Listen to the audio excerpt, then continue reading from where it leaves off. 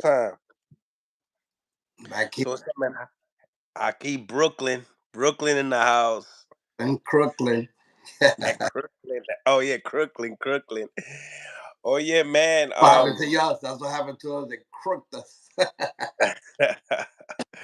um, is that how you feel, Chelo, man? Is that how you feel? Like it was a crook situation that night. I tell you the truth, I'll be fair and honest, and I think it should have been a draw. They should have been a decision. I don't think we did enough, but not enough to earn the title. Neither did he. hmm So you believe that they should have just said, "Hey, you should have did a draw. And No, fair nobody deserved it." rounds, they should have just let us, draw and and did something different. Maybe would have came back and maybe they should have asked why, the reason, his arm, this and that. We had injuries in my camp, my dude, and I never mentioned or we never come up with excuses, bro. If we weren't ready to fight, we're not ready to fight. We had issues too.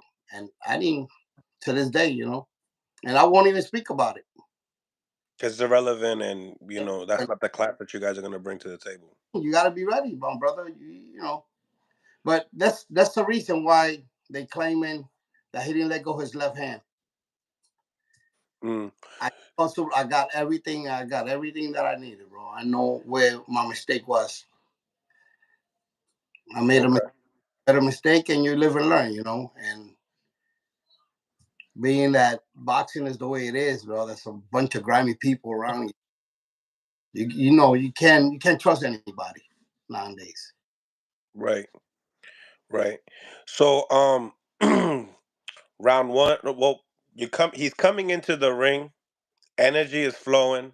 Both of y'all got the shades on. The the energies To is there. 100%. To 100%. That's one of my sponsors, man. Great people. We're doing big Well, things. shout them out again. 100%. It's called. Okay. Okay. I Um. got a couple of major league ball players, Fernando Tatis, who signed with them. Yeah, because they do look like baseball glasses. Yeah, they are. Yeah. And you already know, like the Dominicans, like they're like big on. They're probably one of the best to do it, and I'm sorry, I know we Puerto Rican and stuff, but they're Yeah, like, but we do the same thing. Puerto Rican, I think it's baseball. My thing is baseball and boxing, baby. Come on. yeah, And estamos ahí. yeah, we there. Mm. So, here we go. So round one comes. What's going through your mind when he comes back into the corner? What you guys are talking about? What did you see as a coach and your opponent? Shakur Stevenson. That was a fill out moment right there. First round is fill out. I told Edwin, just stay basic, not trying to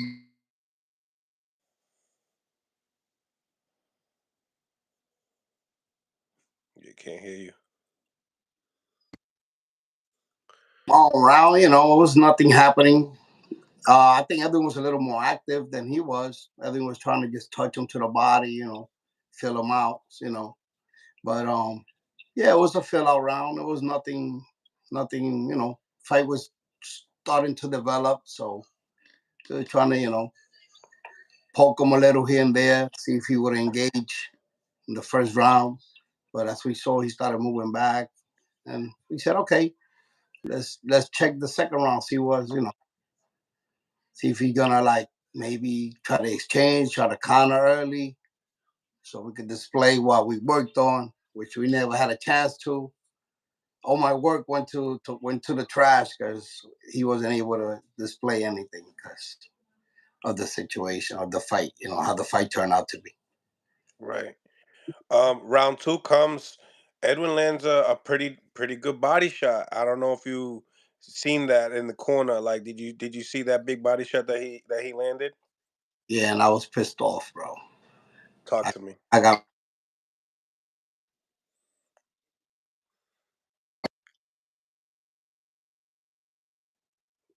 He's getting a call, ladies and gentlemen. He's getting a call. Make sure you guys all smash the like button as well. This is Edwin de los Santos's coach, Coach Chelo from Brooklyn. He call it Crooklyn. And yeah, this is gonna be a good one, ladies and gentlemen. So stay tuned. Make sure you guys smash the like button, subscribe to the channel, and we off. This is just what it is right here, Coach Chelo, and this is probably well I know this is his first interview after the fight. You know, he's back. Give me 1 second, man. I ordered food for my son, and they here. So Go grab it. Go grab it. Yeah, yeah, yeah.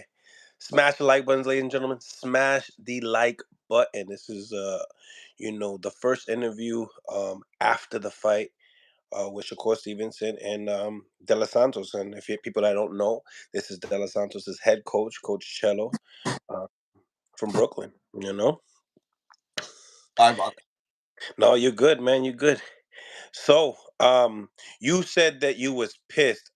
I Uh, said about the body shot. So, yeah, I was kind of, I was kind of upset. I was like tight. I was like, oh God. I seen his face. I seen the reaction.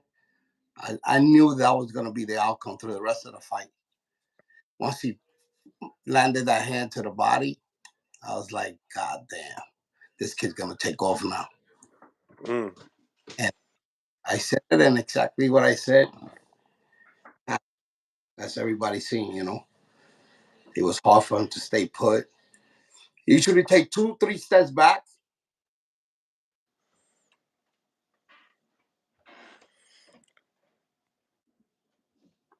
smash the like button, ladies and gentlemen. Smash the like button. You know how it is. So you were saying two steps back? He'll take 2, 3 steps back, and then he'll work a little bit off of that. Then he'll come forward up to paint that space, and he'll have something. He'll work on something, or he'll show you, give you the illusion that he start doing this little stiff, touching in here and there, hot and cold type of thing. I figured that maybe but none of that. We neutralized the jab, the stiff hand, the one he plays with right here and controls. And you never barely saw a left hand because we knew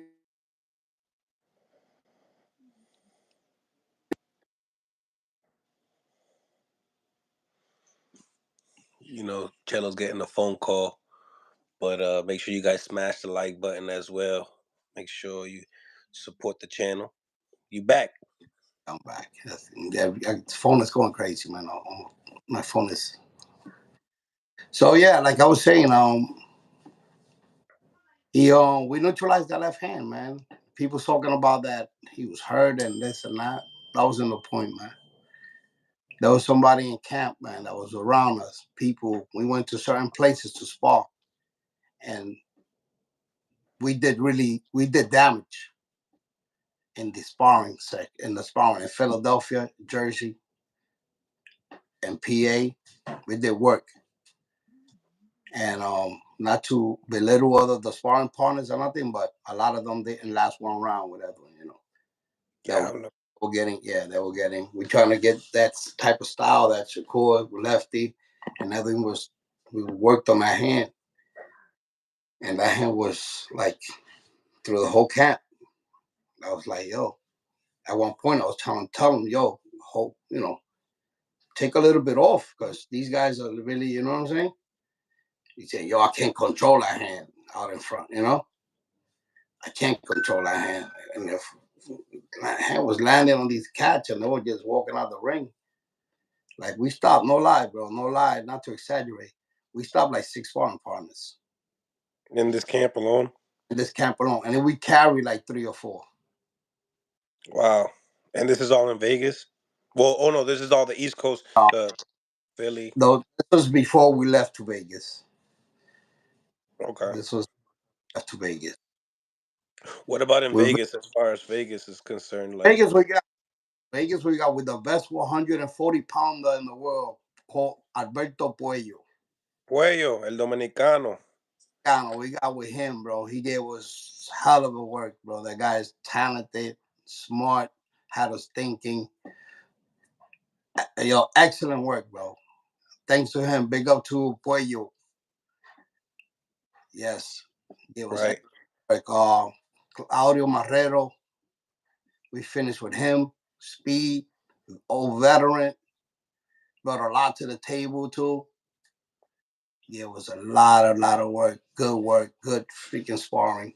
We did about close to 30 or 40 rounds with him. Mm, mm. Shout out to Mike Jones for the $2. Santos versus Shakur 2. Tank versus Martin.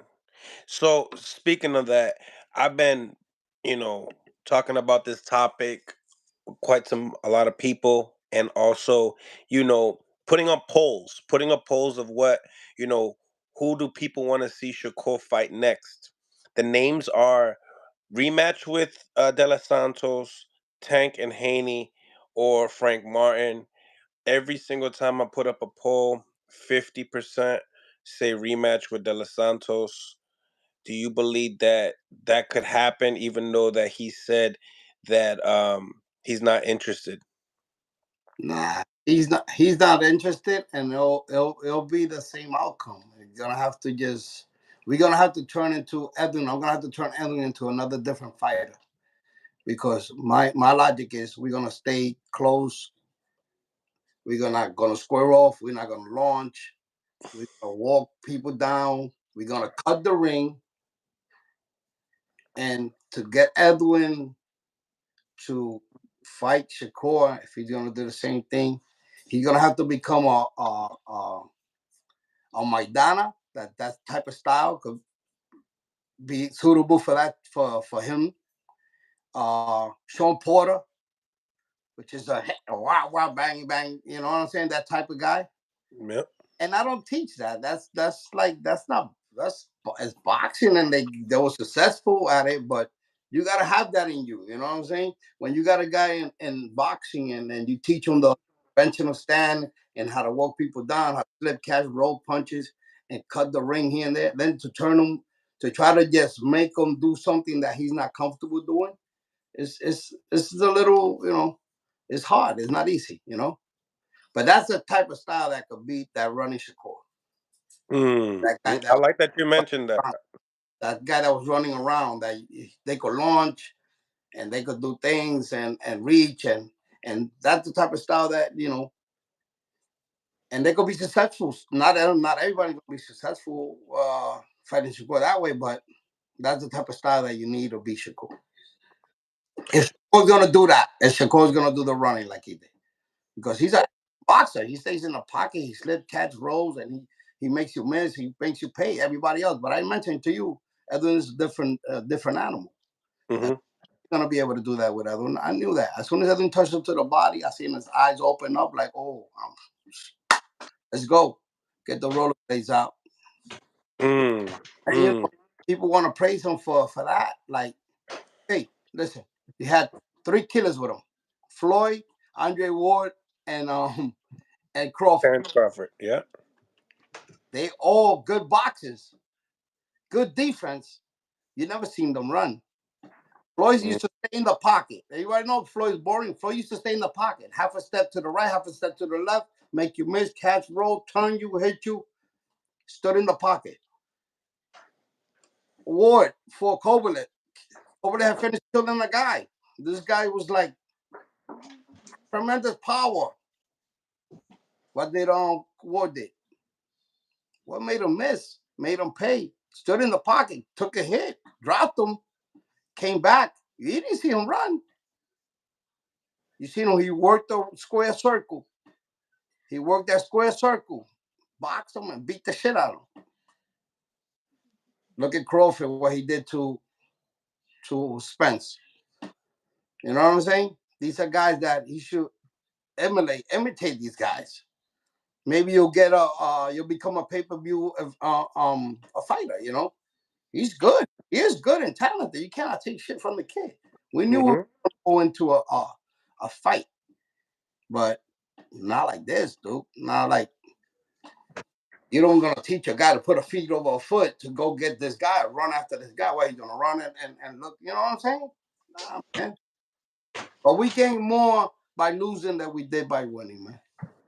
You believe your stock grew. Oh yeah, big time. Our stock grew. His went down. You see Mm. some other shit that they talking about him. It's sad because the boxing. This thing. Everybody was high on Shakur, Shakur, Shakur, but people don't realize that they building this guy. You're gonna build a kid, build a guy that's really gonna give a crowd what they want. You know what I'm saying? Hmm. People want to see you run. People don't want to see you touch and run, and people like to see an exchange once in a while. People like to see you scrap a little bit. I believe in boxing because scrap. Everybody can just bam, boom, bang, bang. I believe in boxing. The art is beautiful. You box, miss, rip, cut. But dude, it was like too much running. People So want to. speaking upon that building stage for Shakur, like you believe that Shakur that Top Rank should be building guys with heart. What was that? Do you believe that Top Rank should be building guys that have heart, I'm not gonna say. or do you think that I don't Shakur think. lacked heart? I don't think he lacked hard. He played it safe. He was economical because of the power. I, Okay. I don't think he doesn't. You can't say he doesn't have heart because he so many fights. You know what I'm saying? Like he's still young. Your heart don't go away that soon. Overnight. You know, Hmm. he fought decent guys with power, decent power. But like I mentioned, bro, Edwin was gonna be a mirror of him. I don't know if you remember me telling you that. Yep, I do. We're gonna mimic his speed a little bit, his footwork. We're gonna, commit when we had the opportunity. Step back. We tried loading him in. I That was all worked on. Like putting the earmuffs on and stepping back a little bit, and maybe he'll commit like he does with everybody else. Like he sees the earmuffs and he comes try touching the top, try digging the body, open up the top, come around the sides. We try to get him. We try to hook him in with that, and every time Edwin moved his hand a little bit, it was like off to the races again. So it was kind of hard for us to, adapt on the fly, which I told Edwin start taking a little more chances. The fight will start the fight starts after the sixth round. I told Edwin try to just push, make him fight a little bit. And Edwin tried, he made the attempt. But Edwin also didn't want to make a commit and make a mistake and get caught. Because Shakur got, even though they say Shakur, Shakur got a little, you get hit, man. Those you feel those punches, So he got a little something. Yeah, he got a little pop. You got to give it to him, especially when everybody that Shakur fights, they come and toss him. So the momentum of them coming and him throwing a punch is gives it a little more effect on the, a little more pop on his punches. Even though people say that he got pillow fist, but it is what it is. We back on the drawing board right away. Not even 24 hours passed, and they were like, people that were praising us. Shakur gave Edwin mad respect, and he told him, "Dude, you're a great fighter. You're a great boxer." You know, but that doesn't win fights. That doesn't, you know what I mean? That didn't get us. No, Mhm. but I thought at the least it should have been a draw. At least At minimum. at minimum, it should have been a draw. You believe I didn't think it. nobody really deserved it? I didn't think he no, yeah, I didn't think they deserved to win. You don't deserve to win a title that way. Mm. Straight up. I heard Jermaine Ortiz say that in an interview the other today as well, and that goes to show you it's just like you're not you're not just siding on yourself. You're really looking at the outcome, and that's real. That's nice to hear, because normally you talk to certain sides, and it's just like it's robbery or the call was made right. Nah. If anything, I think we landed maybe a half a punch more than he did. So also speaking about the copy box, I mean they said that they had Edwin at landing 40 punches. Did you agree? I tell you the truth, man. That copy box was already written a month before the fight, man. Mm. Enemy territory, man. We got we on the other side, man. We had no protection there at all. Look at the commentary. Tim People Bradley. criticize. Yeah, I didn't want to mention name, but people criticize that Yeah, I guy. mean I had him on the show the following day.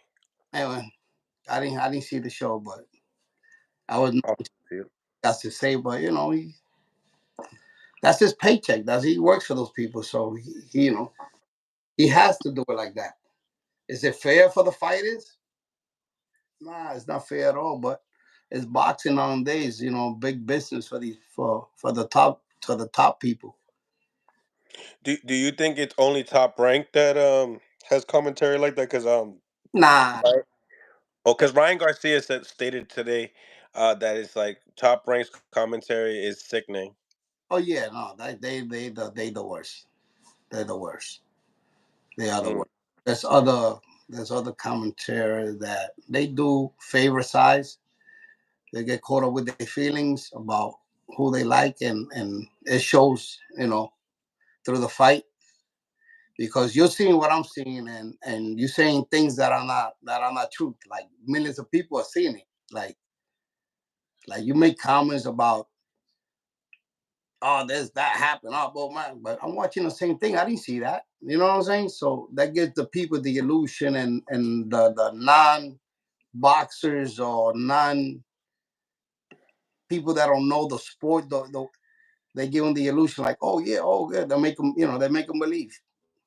Yeah, because it's majority of the people they kind of like watch maybe like Yeah, because 5 or 6 fights a yeah, year type of deal.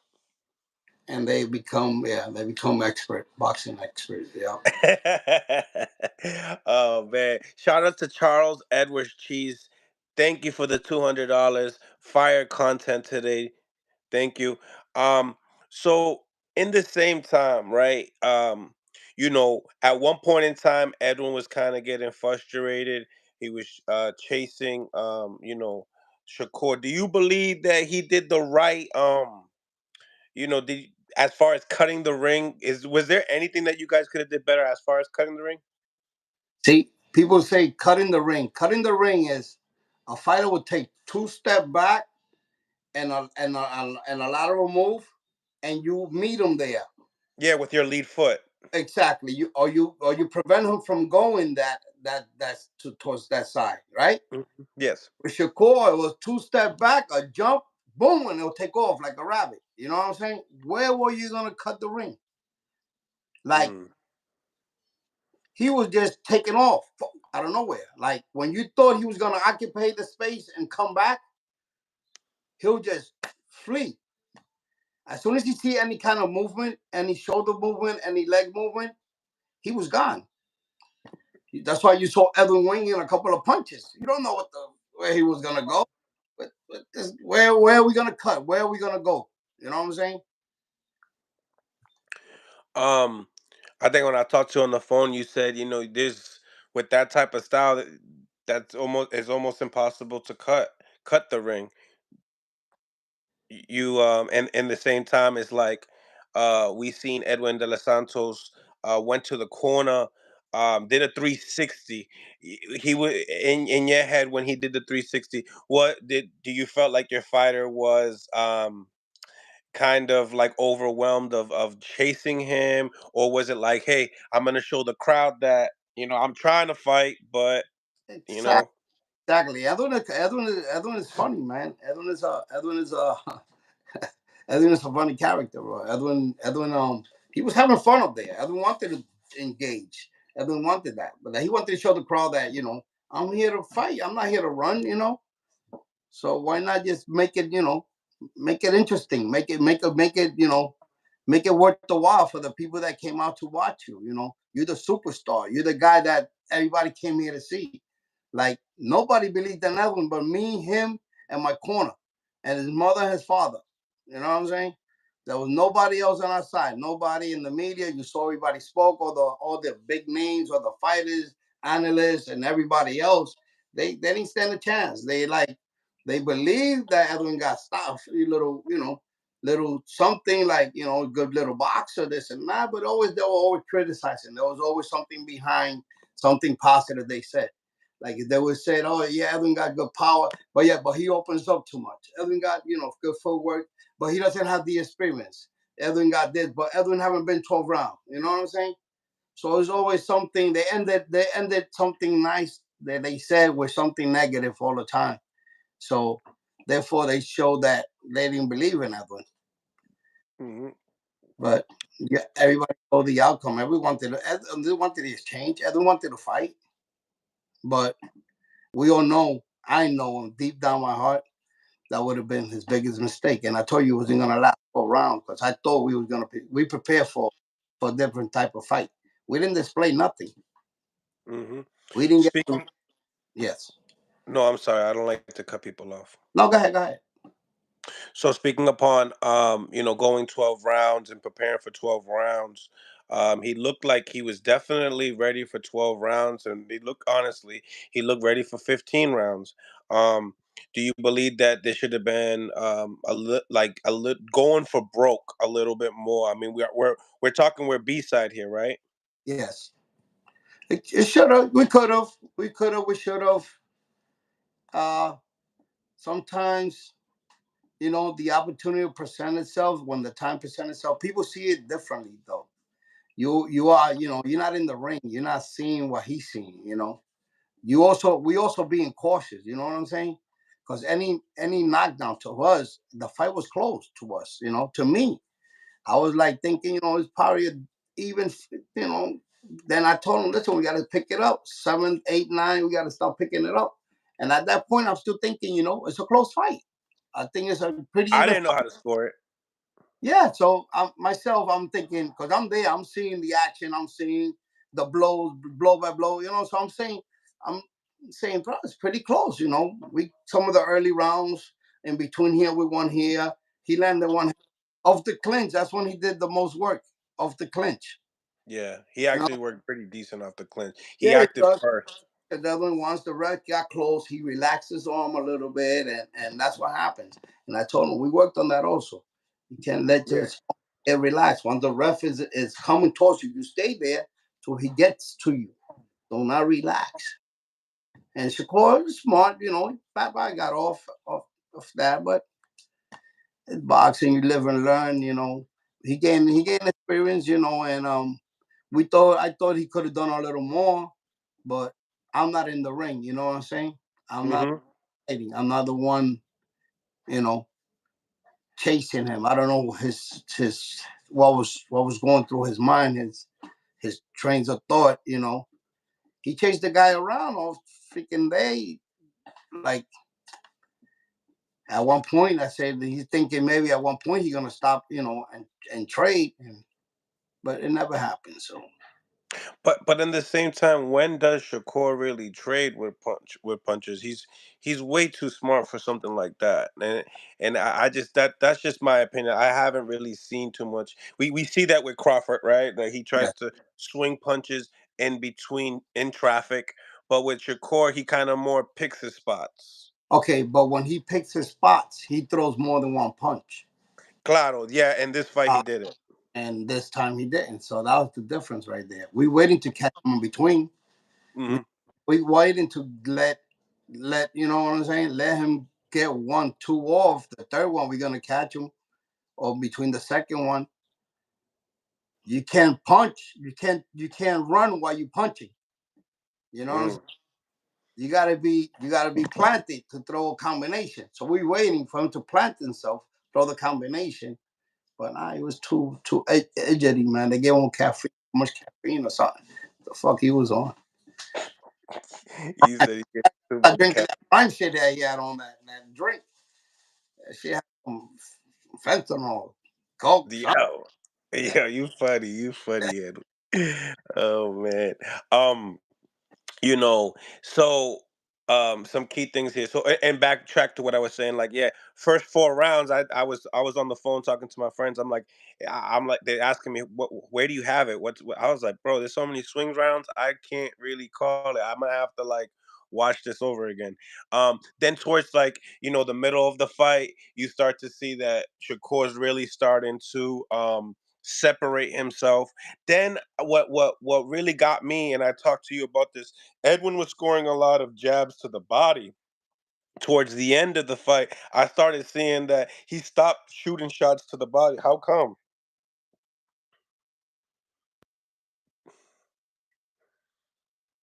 Ladies and gentlemen, smash the like button, ladies and gentlemen. Tu me escuchaste? Did you hear me? Yeah, I just got to call in. Yeah, you say it's smashed like I was saying that we got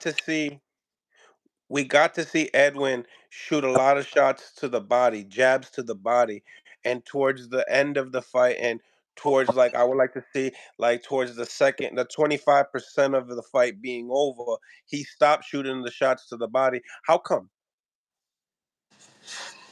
because at that point he was in you can't see the distance from TV. You can't see how far away he was. Okay. So people say, "Oh, yeah, he could have done this, do that," but that's a distance that you got to cut.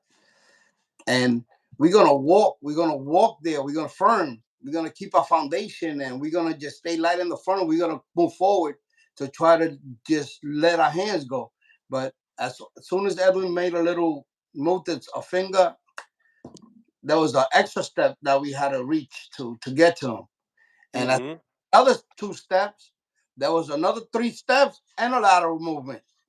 Where was he going? We don't know, because you see how he was like a cat all over the ropes. Like it wasn't like he was walking back and stood at. No, he'll touch the rope and he'll just take off left or right.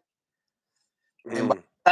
by the time we advance and trying to get to him, he was nowhere to be seen. Now we got to reset again. So that happened throughout the whole fight. We trying to reset, and now we trying to do something different. Try to lure him in with the hands up. We trying to jab to the body. Maybe he'll try to counter. Maybe he'll try to counter that he throws the left, which we want him to let go his left. He throws that little left hook. You know, we were looking for that. So we're trying to lure him in with different things because he wasn't putting the jab hand out there. That wasn't gonna happen. We know that he was snapping his jab. Everything he threw was like he didn't throw nothing soft, if you notice, which he used Mhm. with everybody else. He touch, hot and cold. He didn't do no hot and cold. Everything with us was like boom, like trying to prevent Edwin from coming in and trying to put a set a statement like, bam, I'm here, but I'm here, I'm scared, but I'm still throwing, I'm still throwing one jab, one hand, and he didn't throw that left for nothing because we He wait didn't want to open up. waiting for that hand to come out. But like Key key things, right? Like beautiful feints on both ends, especially Edwin. To the point we didn't even know if the shot was shot or if it wasn't gonna shoot. Um, you know, stepping into the feints. I mean, like I noticed that like he would double jab, and Edwin's quick, and I noticed that Shakur, instead of like bouncing back and staying in range, was those were the things that you mentioned, like as far as game plan of setting those double jabs. I seen him triple up the jab. Do you think like is that's the reason or another reason why that Shakur kind of like leaped away from range? it was kind of hard. Like I told Edwin, with the double jab, if we touch with the second hand, that means he's in range. So you could pivot and throw the left hand. You know, probably we could catch him there, or probably you could just throw away the left hand, make him walk towards, come to the right and stay at range, so we could probably land the hook. There was so many things, and there was a lot of things. The plan was like, we tried everything. We tried everything, like except what people wanted. Oh, why didn't he run after him and start throwing punches? And we don't come out of our element. If we're gonna box, we're boxers. We're gonna box. You know what I'm saying? We're brawlers. We're gonna brawl, and if that's our style, that's our style. You know what I'm saying? We're gonna get to them with what we know how to do. We're not gonna just go and try to reinvent our style the day of the fight. You know, one thing that we know is that when you go up in the ring to fight, you there to fight. There gotta be, ¿cómo se dice? Algo mutual que tiene que pasar. Estamos aquí It los, has to be mutual. yeah, tenemos que pelear, pero there was only one guy that wanted to fight that night. The other And one, that makes it a tough fight, yeah. yeah, the other one wanted to survive. So can't blame I can't blame I can't say to Edwin. Edwin, you should have done more. You could have done more because there was so clearly out there that Shakur didn't want to engage, man, and chasing somebody around for 12 rounds and winging punches at them and trying to make them fight is not an easy task. Sometimes you burn a lot of energy, bro, chasing after somebody. Yeah. And Um. the Duran Sugar Ray, no mas. Yep. But Sugar Ray was hitting him. Sugar Ray put hands on him and wore him out. We were getting worn out just by running around trying to look for him. You know? Uh, Mentally fatigued. yeah, big difference. Yeah, but not saying that Edwin was tired, but No, definitely not. But just yeah, mentally fatigued, like yeah, as far as the fight. tired. Yeah, this guy don't want to fight. Like that's why he kept like, yo, stand still. Let's go. Let's do this. Like, Hmm. he knew Edwin got skilled. He gave Edwin props about his defense. He told him, yo, you got great defense. I couldn't get to you. Like I couldn't get to you. He didn't mention the power, which but he gave Ellen props. Let's take pictures in the hotel. Let's do that. Blah, blah. Great kid, man. He's a great guy, man. I wish him the best, and I hope he's straightened out, and they'll get him an opponent where he could just display and be the Shakur that everybody used to seeing, so he could get a big pay per view, fight and make good money and live happy ever after. But for the rest of his life, they're gonna talk about the fight with Edwin de los Santos. Right. I, Right. and we're gonna continue striving, and we're gonna do our best and to become a world champion. If it's not, but we not if it's not the WBC, that's other belts. Like when but we're gonna show that division that Edwin is a force to be reckoned with. So we're not going anywhere. Yeah. And championship rounds leading to it, like round nine before the championship rounds start. What's being said in the corner, and then I remember you in like round 10 or 11. You're really motivating. Edwin, you told him, "Hey, tú lo quieres. Do you want this?" And you was getting me hype. I ain't gonna hold you because he was responding in the corner like, "Yes, I'm ready. We're gonna go for broke." Like, do you believe that that energy probably should have started probably around like round 8? The energy, I had that already engraved in Edwin. Edwin knows because I talk to Edwin. I'm not like these coaches that start yelling and yelling and yelling. Because when you do that, right, you tend to have the fighter get used to that. I'm a calm type of dude. I'm a rowdy motherfucker when it comes to. I get hyped myself, but it's within me. You know what I'm saying? But Mm-hmm. I tend not to do that to fighters because fighters get used to it, right? And then when you want to show urgency and you want them to, and they be like, look, like he talks to me, this is normal for me. You know what I'm saying? But I'm on Edwin's ear. I'm in Edwin's ear. Edwin, come on, let's go. We got to do this. Try to keep him calm. Try to keep him relaxed within himself so he could go out there and perform. So when he sees me raise my voice and I start, yo, vamos, cabrón, I start doing my kicking the lingo. He does like he opened his eyes and he was like, and I was telling him from the beginning, maybe I should have done it in like when I told him the fight starts now after the 6. The fight starts now. Let's pick it up. Step on the gas. Let's make them fight. Make them, Dude, I told him make it dirty. Straight up. You gotta make this fight dirty. You step on his feet, man. Stop so fucking running. Písalo. Step on him. Pégale. Tírale con todo. Right. Right. Um, in your behalf though, right? Do you think his hand was hurt? Do you think he had a shoulder injury by any means, or you really think it was the power and the speed? I had a mole in my gym. I'm gonna be straight up. I had a mole, somebody that knew the corner, Shakur people, and they knew I was working on that. They knew I was working on the counter punch in the left hand. Because Mm, the front hand and like nobody. And mm. they brought that to the table. They brought that over there and they told him, listen, just watch yourself for that hook, that right hand hook, which is a The right. vicious, yeah, Edwin. Wherever Edwin lands that punch, bro, that's it. There's no hair growing in that area. So repeat that again, 'cause so you had a mole in your gym I had a too. mold. I had a mold. I had somebody go and run back and talk about Edwin working on that hand and kind of punching, Oh, waiting for. got you. So he was preserving it. He held it back. It wasn't that he was hurt or nothing. Because everywhere I seen him, doing this, moving the shoulder. If you're injured, you're not doing nothing. You know what I'm saying? You're not shadow boxing all over the place. It was the hand was neutralized, bro. Mm, mm, Neutralized. Because you see, when he throws with a bad intention. If you're hurt, yeah. you wouldn't have thrown it. You wouldn't have thrown it at all. When Javante broke his hand, when Javante did his thing, did you see him throw his hand?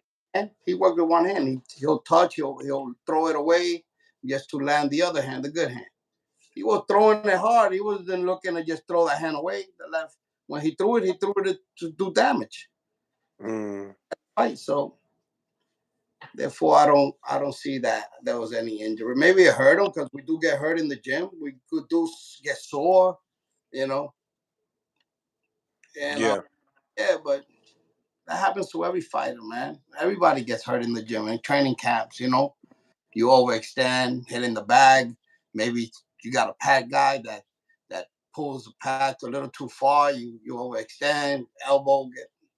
You know what I'm saying? Things happen in the gym, but it's nothing. It wasn't like he was hurt, like where he couldn't really, use that as an excuse too. That was really that wasn't nice. You know what I'm saying?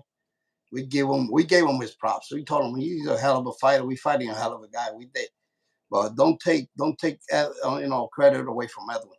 You know what I'm saying? Hmm. Take credit away from Edwin. Just say the truth, bro.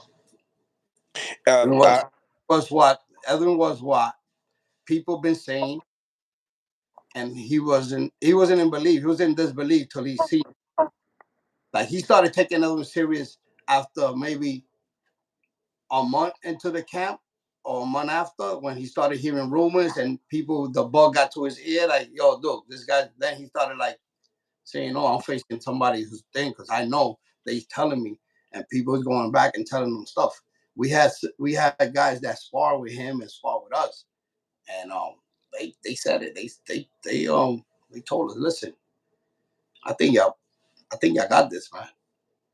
so you think Richardson Hitchens and everybody believes that what Richardson Hitchens was the truth, what he spoke upon on my podcast?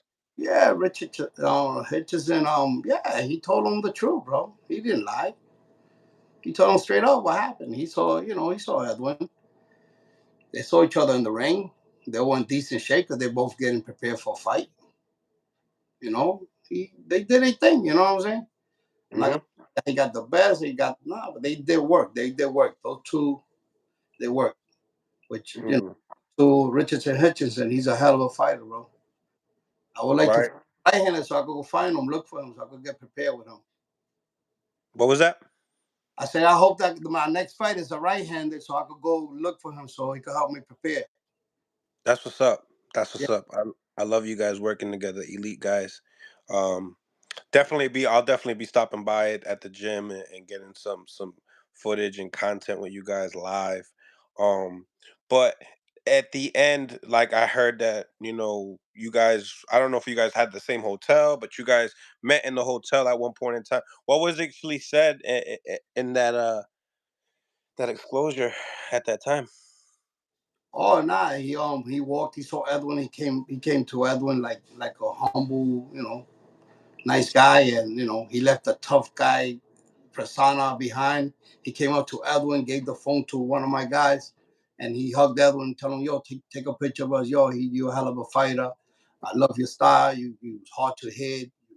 You're tremendous. Like, dude, you're gonna be a world champion. In other words, like, dude, yes, like we wasn't down about the fight. We know why, we did what we could, you know, with what we had in front of us, and the outcome was the outcome. Okay, he won, he took it. But yeah, he came up to us. He was really nice at the end. Right. Yeah, Um, I seen on Bill Haney's story that he FaceTime Edwin today. Yes, he did. He did. Yeah. What was the conversation?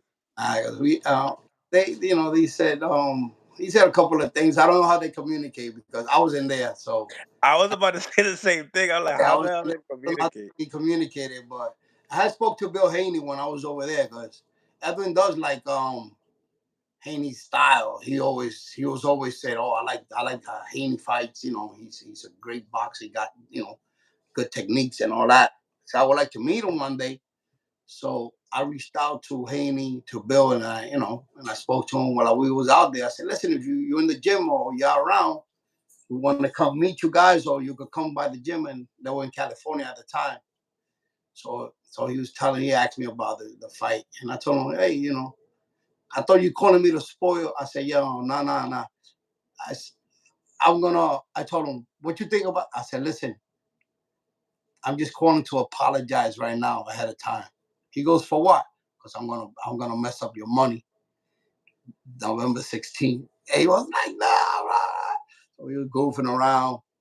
Uh, Haney went as far as telling me that he bought like the whole front row seats and all that. He had a good deal. So if I don't see nobody in front, don't feel bad, coach, because I bought all the front seats, whatever, whatever. So, so you know what I'm saying. So if you don't see no fans in the front seat, it's because I bought all those seats and all that. And I said, "Oh shit." Try to pull a 50 cent, 50 cent Yeah, that's a every. fact. Yeah, yeah. So some funny shit.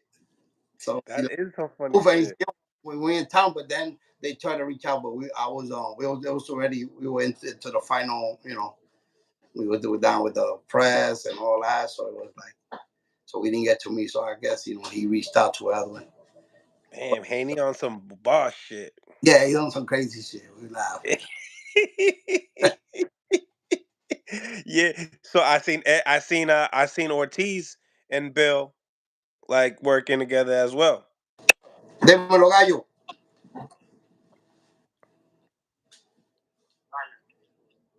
I I got Edwin calling me. He's in the airport right now. Oh yeah. Yeah, so I'm gonna cut it short, man. I gotta head out to the airport to go pick him up. No problem, no problem. Mira, Chelo, thank you for stopping by, man. Got it, brother. Got it, man. We're gonna get back together again. Hopefully, let me know when you and Edwin can get back on the show as well. Yeah, man. During the week, I have Edwin. Let him come in, settle down, and yeah, we'll get back on with you, no doubt. Yeah. Even like after Thanksgiving. All right, no problem. Just reach out. You got my number. All right, my brother. Much love to you. God bless you. Right, baby. Take care. Respect. Smash the like button, ladies and gentlemen. Smash the like button. Say bye to Cello. Say bye, Bryson. Bye, Bryson. All right, and that's I bless. bless, baby. Great man, cello. You gotta love some cello, man. Cello. That sounds like a good coffee, right? Or a good frappuccino or cappuccino, un cello. Shout out to everybody on the live, man. Make sure you go. Whoa, 260.99? Really? Oh, you guys have to be liking that content, man. That's the first interview of Cello before the fight. I mean, after the fight, and then you already know him. We'll be getting the first one after with De Los Santos and his thoughts, guys. We working hard over here, man. We are working hard over here to get you some of the best content. I also texted Shakur Stevenson, and we're gonna be getting together real soon as well. To talk about some of the super content that we are about to deliver. But the holidays are coming, and we're trying to keep it slow. And oh man, Bozy told me he wanted to do an interview, but it's Thursday, and Thursday's Thanksgiving, right, guys? So I don't know, man. But nevertheless, we're gonna continue going hard. It's Mill City Boxing, home of the high level pro boxing media, the fighters channel, the trainers channel, the people's channel. Make sure you guys continue to smash the like button to improve the visibility of the show. You know what time it is now, man. It's that time to be able to get some of the callers in and get you guys to start the show. But what I need to do is get my other phone because I left my other phone and it won't I need to get you guys in. I'll be posting the link in the chat so you guys could chop it up. Let me know what y'all thought about the interview, and then also continue on what you thought about the fight as well, because I know that I like to get as many.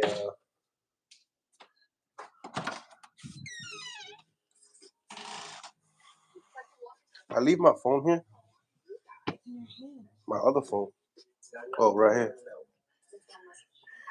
My bad. Good night.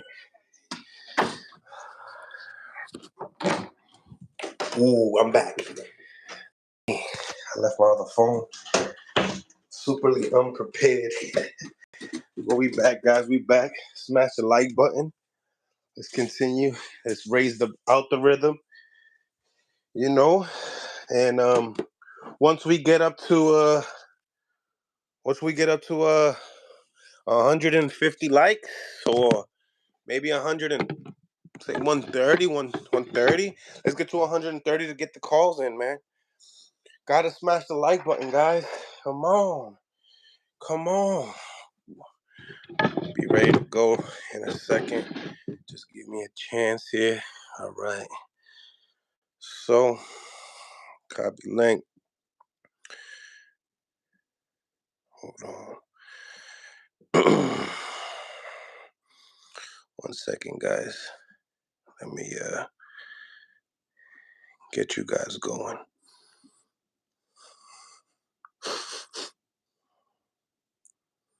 Okay. We rocking.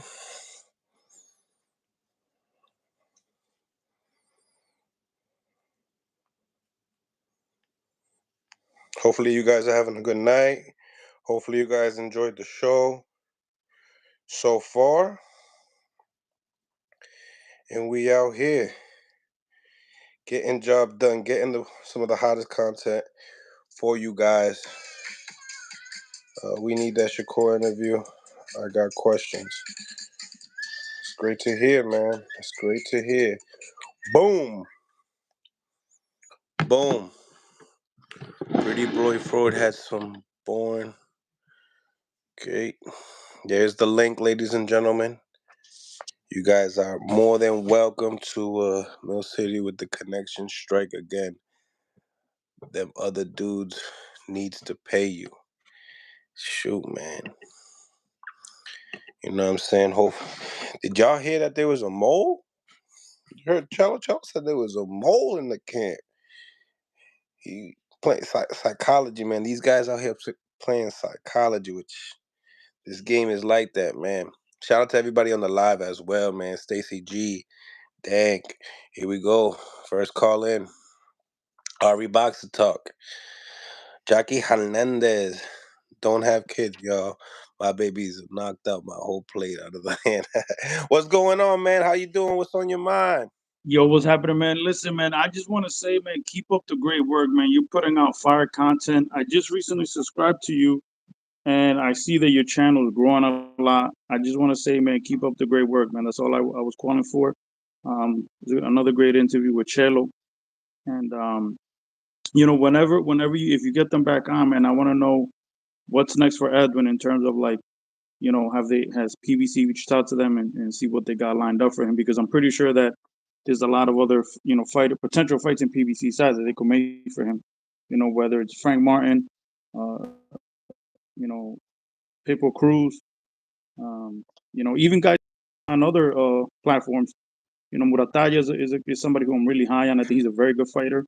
Yeah, yeah. Um, William Cepeda. So there's so many good fights that could be made, and I'm hoping that Edwin gets another opportunity, man. Yeah, definitely. I believe so. I think that his stock grew a lot as far as popularity is concerned. But I think that what I'm concerned upon is you know, the type of energy that people are going to want to come in. I mean, that's a big shot from Ryu. It seems to me, beating Joseph Ordona is good, but in the same time, Joseph Ordona hasn't gotten stopped. I mean, if he stopped Ordona, this fight probably might have not happened. But then again, Yeah. who knows? Yeah, there's some great fights coming on the way, and I appreciate you for subscribing to the channel. And yeah, we'll be getting Edwin and Chelo back on. Chelo will be helping me interpretate el español because el español mío not very good looking, if you know what I You mean. know, practicar, you gotta practice, brother. Es que yo entiendo todo, brother, pero para hablarlo. Nah, está bien, está bien. Are you on Twitter, bro? Are you on Twitter or no? Yeah, at Mill City Boxing. That's right. I gotta hit you up because I do most of the boxing stuff, like most of my boxing content and stuff. I get it from Twitter, the news and stuff like that. So I'll definitely hit Mhm. you up there, man. And I appreciate you letting me in. Thank you, and just keep the fire content coming, man. Good luck with your channel and keep it up. Thank you, man. I appreciate you. Much Take love. care. God bless. Thank you. Anybody that's on the channel as well, make sure you guys please subscribe to the channel, Mill City Boxing. The phone lines are open. The phone lines are open. Lisa Snow, what it do? Marvel, what it do? RK, 1D Boxing, Self Productions. Everybody that's on the live tuning in, appreciate y'all for tapping in for sure. We got Casa de Boxeo, and you know what that means. You know who that is. That could only be two people. My boy Jose. Jose? Is it Jose? Or is it Jermaine? Oh, look who it is. How are you? How are you guys? Hello. What's the big news? What's the big news?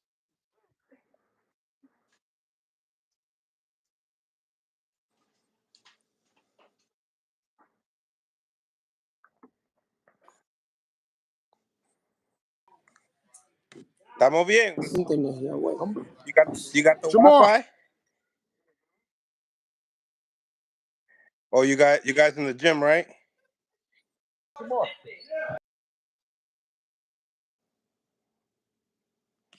What a fire live so far, ladies and gentlemen. That is Jermaine Ortiz's uncle with Bill Haney. Um, their connection happened to be off. Wow, we were having an amazing interview. Make sure you guys smash the like button. Wi-Fi, food stamps, yo. Now most gyms they don't have like great Wi-Fi, bro. Like that goes for a lot of the different gyms, man. Um, but yeah, man, this is we're circling around, and hopefully they get back in. Trill Bill and Jermaine Ortiz's team as well. They're doing an amazing job. I see they're working. I see Bill working with Jermaine. I'm seeing that. I'm seeing that. Hopefully they come back in. Um, we can get this thing going. Jermaine Ortiz and Bill Haney. Yeah, they're working. They're working. Keller was my favorite trainer interview, man. I appreciate you, Thomas Morris, JP Jason was goody, goody, goody. Um, yeah, hopefully we can get them back in with some signal, man, because I've been trying to chop it up with them, get their ideas, because you already know Devin Haney got a big, big, big fight with Regis Prograis, to become a two division champion. Um, at that, but let's get into uh let's get into another caller. What's going on, man? What's on your mind? What's on your mind? Hey, Mill City. What's popping? Look, how you doing, brother? I'm doing good. How are you? Man, I'm well. But look, let's be honest about this fight with Shakur and De Los Santos, man. Do you really believe he won that fight? Who Shakur? Shakur. Yeah. I believe that I can't go. I'm with Cello on it. If it could have been a draw, it could have been a draw because of it's a no contest. But I think Shakur pulled it off. Bro. Look, we got to stop acting like he was the champ, first of all, because graded that. I mean, they judged that on the fact that he was the champ already, and that's not true. Well, It was A a side. vacant belt. It was a vacant belt, and that's how you kind of. I feel like you kind of looking at it the same way. Like he was What the do you mean? champ already. He did not. The belt was vacant, and Hmm. neither one of them, really, be honest with you, did enough to win the fight. Right. That's correct. But you have to understand one thing too, right? Devin Haney and Regis Prograis, they're gonna be going at December 9th, and in that same time, Regis has the belt, and also Haney is A side in that fight too. So sometimes they say you gotta take the belt from the champ, but then and again, A side means a lot. A side means a lot. Come on, bro. You already know this dude did nothing in that ring, and I don't even know what kind of boxing it is when you jump 5 feet back every time a guy pressured you. That ain't even fundamentals. You're supposed to take a half step back, you counter, or you step to the side, and you make a person pay. One or the two, dude. You don't jump that far back in the ring. If the ropes weren't in there, he'd been in the fourth row. You Mm, know it. mm. He looked terrible. Let's just be honest about it. I'm I not think going they with the both, excuse. but I think they both look terrible, my guy. They did, but Yeah, we. But here's the dude that's talking. That's doing all the talking though. De Los Santos wasn't doing all the talking. yeah, but you Shakur was the can't. one talking about he's the best in the. He's the best at 135, and Devin ain't this, and he could beat Tank, and all this stuff. So when you talk like that, we expect you to back that up. Yes, Period. but we can't dictate a decision off of it though. Oh no, we can't. But here's the thing: before the fight, right? In the face off, he was talking about how he was gonna make this dude know his name and speak his name properly Right, and all right, this stuff. right. So I'm not believing the injury thing because you're not talking like that prior to if all these things are bothering you, and especially how he goes afterwards and says, "Oh, I knew this was gonna be this kind of fight when I was in the when I was in the dressing room and in the locker room before coming out to the fight." Brother, you wasn't saying none of that when they was interviewing you. You wasn't talking like you was talking like you was gonna make this dude pay, like you was gonna punish him. He was afraid of that power, and every time he afraid of power, he boxed the same way, bro. Simple as that. He goes Mm, strictly defensive with no offensive skills. mm. And all that concubine shit where I was looking at him, I literally counted the punches that he possibly landed in the rounds, and it was nowhere close to what concubines was putting him at. Yeah, we spoke upon that too. They said that Edwin landed 40, and Yeah, it could have been more. bro. And you being a fighter, you're an ex-fighter yourself, bro. You know what it takes Hmm. to win a fight, and we know what Queensberry rules are. So Yeah, be that as it may, not even considering the A side or B side, can you honestly say that Shakur won that fight? I could. If you're gonna have to rule a winner in that fight, No, no. There is a such thing as a draw too. You know that, right? In boxing, you you right. can't. You right. You don't just have to rule a winner, bro. Yeah, yeah, yeah. Be honest. You don't have to. There could be a draw. There's draws in boxing. It happens all the time. Hmm. You know what? At the end of the day, I could watch the fight again, talk about it. I only watched it one time, but I'll tell you one thing right now: when you have such a boring fight like that, right? Um, you get sidetracked. You get sidetracked, and it's hard to. Sometimes people be like, "Hey, it's easy to score," but sometimes it's not easy to score. You know, if I would have to say who was more accurate, I would have to say Shakur.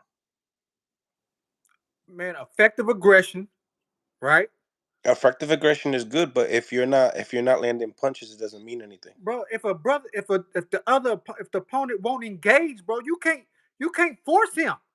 Yeah, but there's just two You counter try to make punches. a fight happen in the ring, and every time this dude jumping 5 feet back in the ring and then grabbing and holding. Mm. Come on now, you're supposed to take points for stuff like that. Take points from what? Excessive holding. It depends on the judge. It depends on the judge. No, no, They I'm didn't just they saying didn't though. give no warnings out, I understand that, and I but I said that we before the know. fight Hey, too. I guarantee you, if it was the other way around, De Los Santos would have probably got points taken away from him, or at least warned. Beside, I could see what you're saying. I could see what you're saying, but we can't do the would have, should have, would have type of a thing. This is what No, it was, I you know, I know. got that, I got that. But all I'm saying is, let's just be fair. Let's just be Yeah, fair to both but sides. I gotta be Let's fair be to fair to Shakur. both sides and I say gotta that be neither for one of them did shit to win that fight. yeah, yeah, yeah. You know who lost? The The fans, fans. the Yes, fans. the fans lost, It was and terrible, and the pay-per-view opportunities for Shakur will be limited unless he gets a fight with Haney or Tank. bro. And we strip Haney for that. That's what we strip Haney for that performance right there. Mm-hmm. We strip Haney for the WBC belt for a performance like that. Right. Neither and I don't care what I heard what Shushu said, and Shushu full of shit. Because if he was if he was in in De La Santos corner fighting the opposing like a Shakur or something like that, he would be totally going the opposite way. You can't not say that Shakur did enough to win that fight. Period. The belt don't belong to nobody. To be honest with you, if it ain't belong to Dev, it shouldn't be belong to nobody. And they should fight again to make it right. Period. And the fans need to demand it. The fans need to demand the rematch in order for that to happen. You're right. But anyways, 100%. brother, it was good talking to you. You And too, I'm man. yeah, yeah, and I'm gonna stay, locked in on you. Thank you. Appreciate you, brother. Have a good one. You too.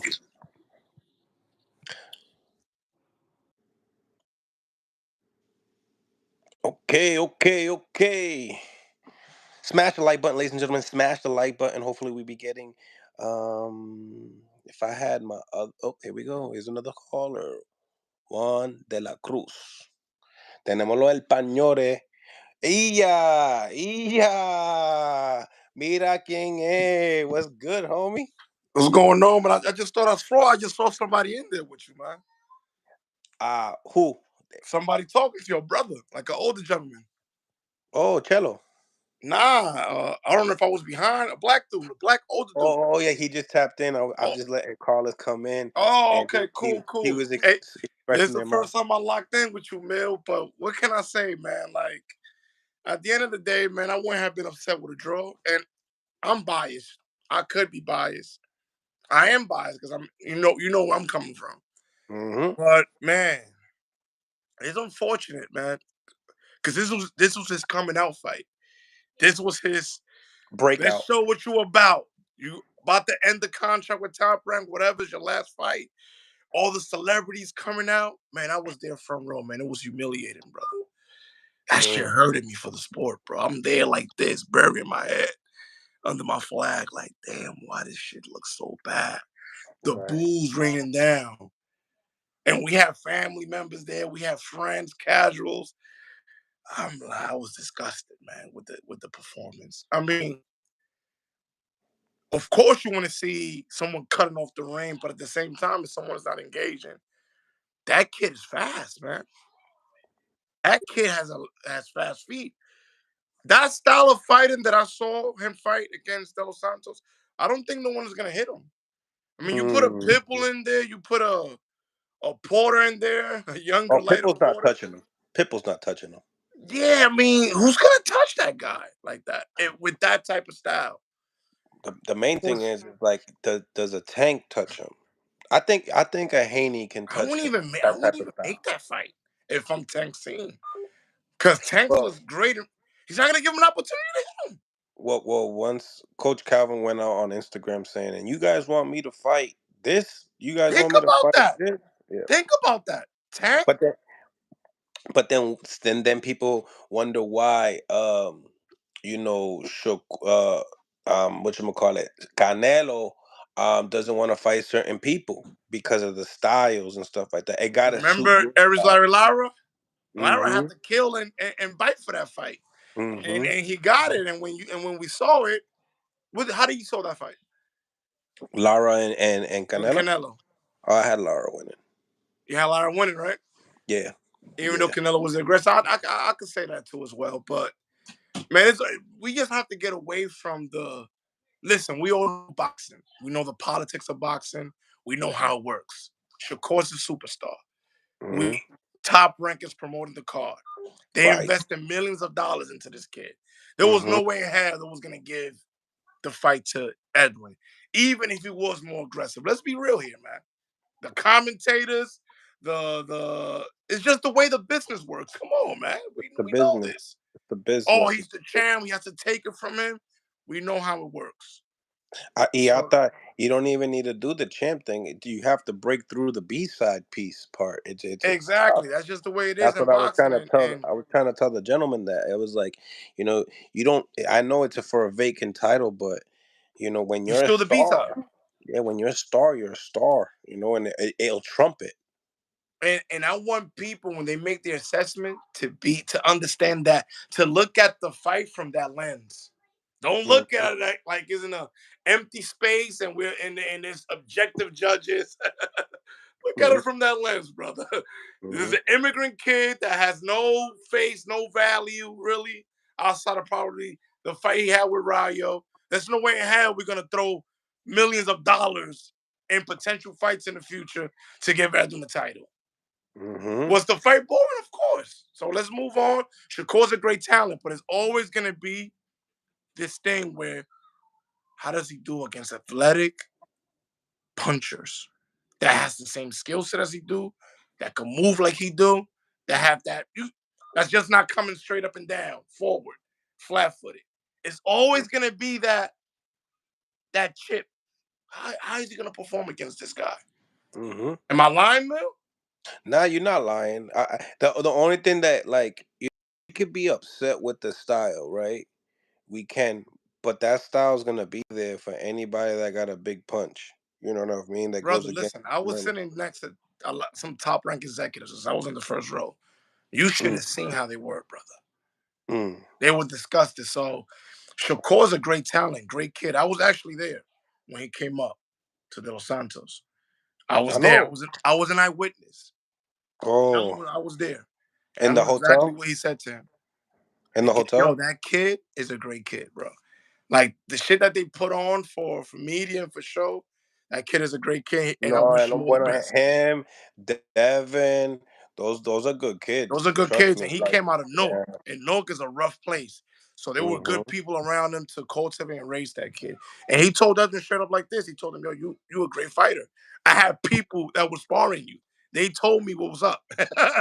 They told me what was up with you, and it was a Yeah. little. And you great defensively. I couldn't find you. Cello talked about the mole.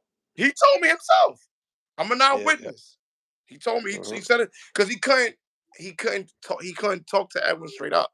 So he was telling me, and I was telling Edwin, Oh, and he porque was yeah, like, él no sabe inglés. "No, no Yeah. sabe inglés." So I was like, "Yeah, brother," and I told him. We took pictures, and at the end of the day, I think us fans we take it more personal than the fighters, man.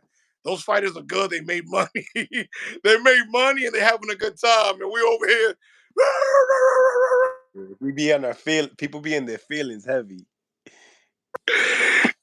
Yo, yo, brother, but I'm gonna leave you, man. I enjoy your channel, the content you're putting out. You have a great show, man. Keep up the good work. Thank you, bro. Really All right, appreciate you. Thank you for the support. no problem. De lo mío, de lo mío, de lo mío, de lo mío. We got the lines. I already had my girl already come down and yell at me. Mills, what about to go viral for this mole talk? Maybe, maybe not. Maybe not. I don't think it's juicy enough. It's not like a Ryan Garcia type of a mold thing. So I don't know. Plus, everybody steals my content, so I don't really see it. Shakur had a mole in Edwin's camp. Vice versa, my brother. Vice versa. It was not vice versa. My bad. The other way around. It's juicy enough, Mills. Well, we'll try. I mean, I'll try to put it out there. This and that. Um, Fresh NYC. Thank you for the $10 super chat. Juan de lo mío. I'm a Kerr fan, pero he felt that pop and jumped on a city bike. I hate the narrative certain people trying to push. Yeah, man. I mean, everything's gonna become every the picture's gonna be clear real soon, right? We just gotta take our time and let's just not discredit any fighter because of the performance because like there's plenty of guys that have a certain style like Shakur that could give like Richardson Hitchens. He got an up and back style too. Um, there's quite a few of those guys out there. You know what I'm saying? So we gotta take our time, take it easy, ladies and gentlemen. Uh, the phone lines, the lines are still they're open. Every channel calling for a rematch. He was hurt. Quick Quit calling fighters bums. That's true. That's true, Jackie. For real. They come out and they put on a show for us and and they can die in there. There's no reason for any of that. Absolutely. Um it come with it. With it. Cry about it. Um it come with it. Done. Phone lines are open. Taz Fitness the World. Like for you to tap in. You got a lot to say. I hope Frank Martin, Cruz, Loma all know step ups. Hopefully Casa de Boxeo comes back on. Because they're over there in the gym. Pero that Wi-Fi not really good looking. Like T-Mobile, Boost Mobile over there, right? Smash the like button, ladies and gentlemen. Smash the like button. I don't want to see any more Shakur fights. Come on, guys. Take it easy. It's just styles make fights, guys. Come on. Styles make fights. Shakur don't want Mills. Get Broadway Joel on. I want to hear his opinion on the fight. He came on yesterday. He came on yesterday. Check it out. It's on the Regis It's the Regis Prograis interview that I did yesterday. If you check it out, he's talking at the end of it. Pa que lo sepa. Adam Hurley, Edwin should fight Tank. Would like that fight. I would like that fight. Jackie Hernandez, he was on yesterday, I think. Yeah, for sure. Show de lo, show the moose. Yo, Punch Drunk, he be loving my moose, bro. He be loving my moose. He calls me the Puerto Rican hunter. Smash the like button, ladies and gentlemen. Smash the like button. We are here. We had a great Punch. Bill Haney came on for like 1 minute before we had Chelo on. Larry Liston. Yeah, check that interview out. That was on the Regis Progress interview towards the end of it.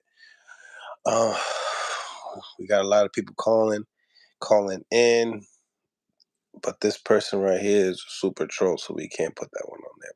Boom. And no, Southpaw, nope, not that. Who else?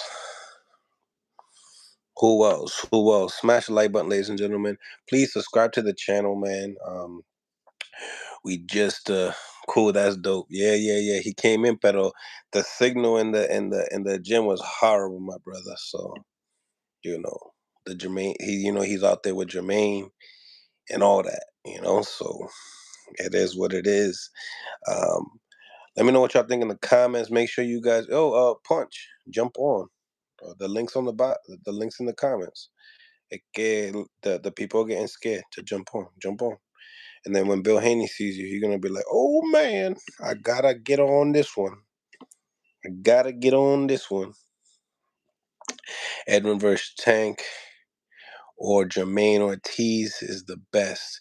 You seen Jermaine's really calling out Shakur heavily now. I want to hear Rolly Romero's take on the Shakur fight. Well, you already know about that. Rolly gonna tell you that Shakur Stevenson is Bill Haney is a great father. A great father like that. You can't Can't deny that at all. Great manager, great father, and he was showing Jermaine Ortiz some tricks, and I like what he was showing him. Because everybody we talk about the hand. A lot of people teach the hand coming under the eye, but a lot of people don't teach the rear hand coming into the face right here, so you can catch punches by just turning your hand. And if you start using this rhythm right here, right, then from here you could be able to shoot that left hook, boom, right. But in the same time, if you keep it here, it's a long way away for a straight, really short straight with the right hand. So if you keep it right here, you come right here, and then from here you can roll easier. It's like a natural roll. I like that. So Bill, Bill got some skills, and I wouldn't deny it. He's been around all the great trainers and stuff like that, so you can see that he got game. He got game. You can get game from every coach, that's for sure. Jermaine Ortiz is already next. Yeah, Jermaine Ortiz is ranked number 6 for that. But you know, Shakur got to want the fight. Uh, Jermaine Peoples was saying that Shakur's people didn't want the fight, that he was supposedly too big, or he can't make the weight, or something in that sort, whatever the case may be. But would be a great fight, I believe. I think would be a great fight. Smash the like button, ladies and gentlemen. Here we go. We call him El Pastor del Boxeo, con el con el soda. Dímelo, Mill City Boxing. Dímelo, mi hermano. ¿Qué es lo que? Everybody in the The chatty chatty patty, como tú dices. the chatty. Los chatty spotties. Mm, mm. Um, Good, fresh. good interview. I ain't catch it because I was live at the same time. But look, the little bit that I heard and stuff like that, I gotta catch it back. Yeah, it was a good interview. He spoke a lot. He said that he had a mole in the camp going to tell Shakur information about Edwin de los Santos, and yeah, so they kind of, it's mental warfare. You know how that goes. So Hey man, look man, people can't stop talking about that fight, man. But for real, I think that a lot of people, of course, is critiquing Shakur Stevenson, and he's the A side. He's the guy that a lot of people was matching him up with the potential of Haney and the potential of Tank, and but I don't know. For me, Edwin De Los Santos didn't adjust, man. He didn't adjust, and I believe that he was he's fully equipped, as we could see in the first 5 rounds. His reflexes was good. Um, he was doubling the jab. His feints was good, so he was on point. It looked like he had a great training camp and in preparation for Shakur Stevenson. I just think that they just couldn't go to another level. They couldn't adjust, and I think that was his downfall, adjusting. And I think that Shakur Stevenson gave him every chance to adjust. If he's injured, he was not going to change his style. Shakur Stevenson was not going to change his style. So throughout the whole 36 minute, come on, man, you did have you did have a chance to adjust, and y'all didn't make the proper adjustments. So And I think once you do go check out that interview, you could hear some of the things that those are some of the questions that I asked. Like when you seen the 11th round, and he was saying, "Yo, you got to go for broke. Do lo quiere. You want the title? Do you want the title? We didn't come here just to just to participate. We came here to win." And I asked him, I was like, and he said, Chelo said, I probably should have had that energy more and told him, "Yo, the fight starts now in the 6th round," type deal. I know what he needed. I know what he needed. You know what I'm Dime. saying? You know what he needed? He needed Tito Trinidad Senior. You know what I'm saying? Tito, mira, despiértate, coño, que hey, what happened right here? This is the chance for you. What happened, Edwin? Despiértate, coño. And then Tito Trinidad will come with a left hook and knock your ass out. He needed a little Mhm. smackety smack. Hey, no Mhm. así como se oyen los dominicanos, eh. What happened? You crazy? That's what he needed. He needed a Tito Trinidad Uh, Senior. Facts. Let me get this super chat. Fresh NYC, man. Africa does have a similar style, but he never put on a snoozer like that. His fights be sweet science lessons. Mm. You know what people don't understand is styles make fights, man. And I know it sounds cliche because we hear it a lot, but it's like Edwin de los Santos is He fast. said that's ¿Qué te dice? I ain't he Spanish. said That that sounds sounds illegal. Nah, nah, illegal. nah, nah, nah. Dale un par de galletas ahí que se despierte. ¿Qué está pasando usted? What happened? I trained 12 weeks for what? Let's get to work. What happened? ¿Qué está pasando, eh? Ah, Mm. dale ese tu, Chakora, Stevenson. Um, but nah, we can't go too rough on the kid because everybody's going against him, and I feel like we can't kick men while they're down, man. I just don't feel like it's right, you know. Yo, but see, I was thinking about this, and I did a video earlier and stuff like that. But I was thinking about like, yo, okay, like damn, that shit was on Thursday. Yo, we on Monday. It feels like the fight was yesterday. Como it's not even. It's not even It's taken away from David and Boo Boo a little bit. a little bit, But I just think You that it's know, not even because slowing all down. we Because should you be know doing is what? talking about that You right now. you know what else that he needs to hold himself accountable. That the day before the fight or 2 days before the fight. Remember, he went in on the media. He said all the medias don't know nothing and blah blah blah blah. So you deaded the media. We don't know shit. Y'all all hating mother effers and stuff like that don't know ish about boxing. So now when it's time you looking for benefit of the doubt, the media is already tight because you diss the media. You diss the people and you put us all in one basket. So I think that's why now I recognize now the heat is like times two because Time. now they all getting back and they nobody's trying to give you the benefit of the doubt. Even though that his skill set entails for him to get the benefit of the doubt, I do believe that when he comes back, he's going to look like he did versus Jamel Herring, like he did versus Oscar Valdez. But right now, because you did shit it on all of us, you getting that flame. Mm, and you know what? At the end, he said he had to eat it. He had to eat it up. You know. So Pues coma, que lo coma, que todavía está hablando el tigre. Cómate eso con salsa y habichuela, cómate eso. mm, mm. But yeah, I mean, at the end of the day, man, I still want to see Shakur fight. I know you still want to see Shakur Of fight. course. You know, and I'm a fan. I'm a fan of Shakur. but to be hearing what people are saying are so critical. Like they're saying, yo, they don't even want to see a Shakur and Haney. They don't want to see a Shakur and Tank, and they Hey, know they will pay for the pay per view. yo, They they know. wanted to see him in Puerto Rico before the fight. They were like, no, no es puertorriqueño ya, ese black, ese negro ya. Mira, nene, mira, Mel Mm, City Max, tú me estabas diciendo que ese tigre era puertorriqueño nada. pero Chacho cabrón, ese tigre negro. no, no parecía, no parece boricua, ¿verdad? Yeah, no Boricua. He was Puerto Rican for a good hot minute.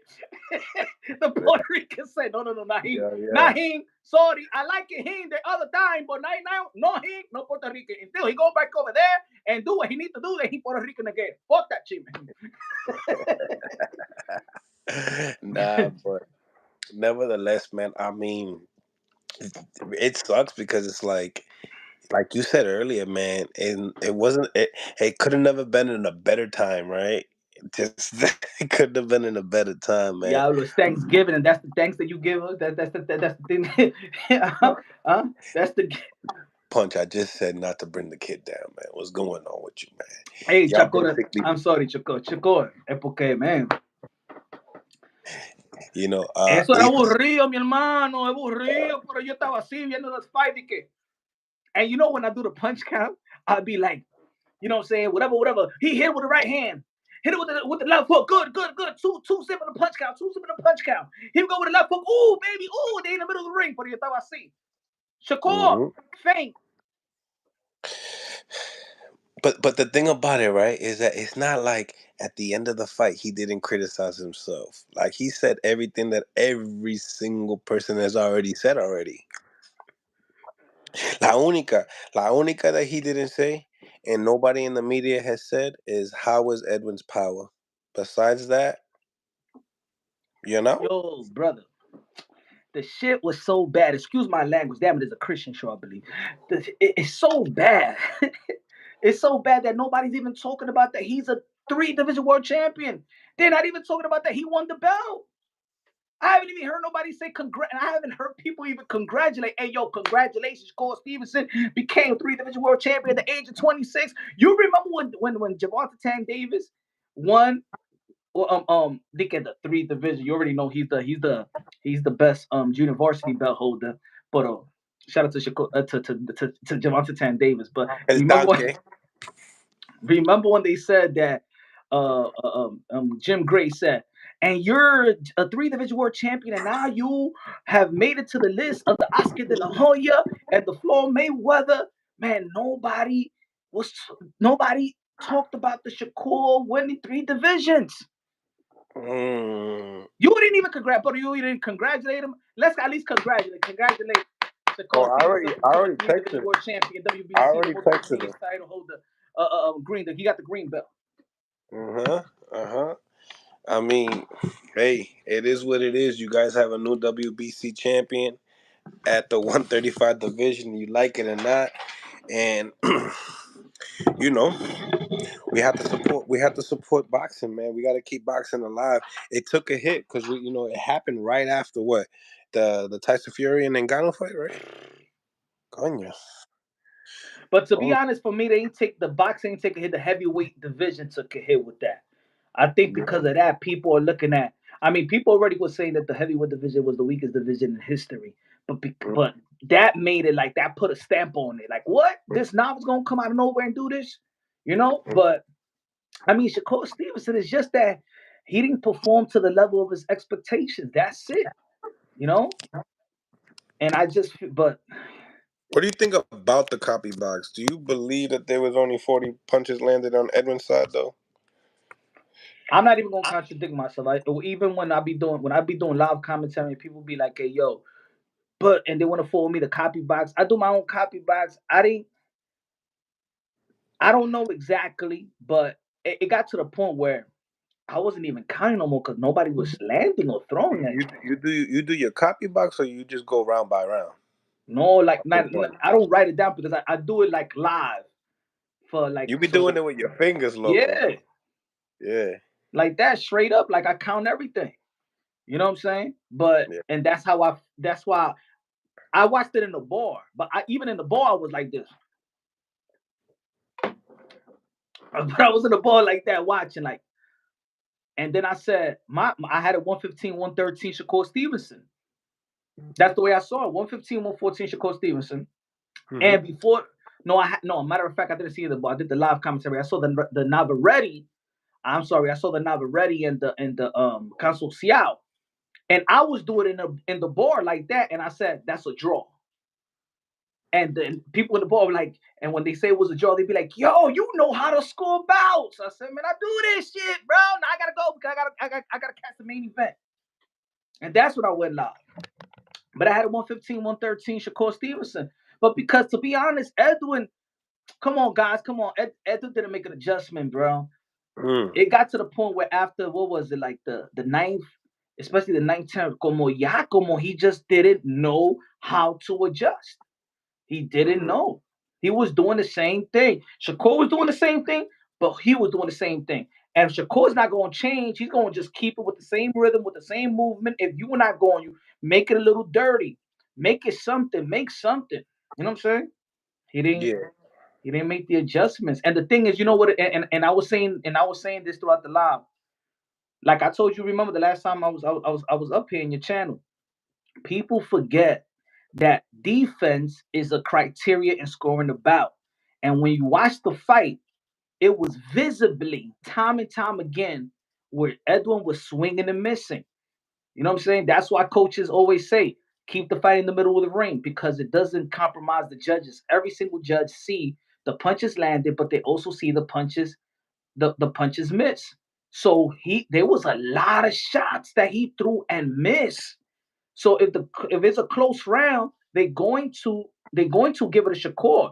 I gave Shakur the rounds based on getting hit the least and showing that he made him miss more. That's how he won the fight.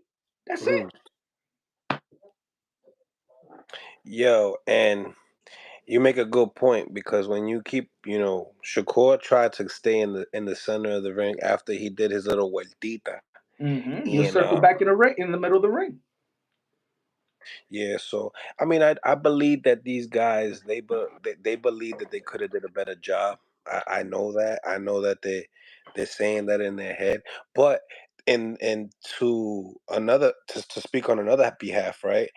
Even Chelo said, "Yo, Shakur's counter punching is superb. Like he kept counting, and he also said he had some pop on that jab too.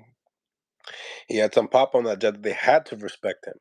You know what I'm saying? So we'll hear more with De Los Santos later at the end of the week.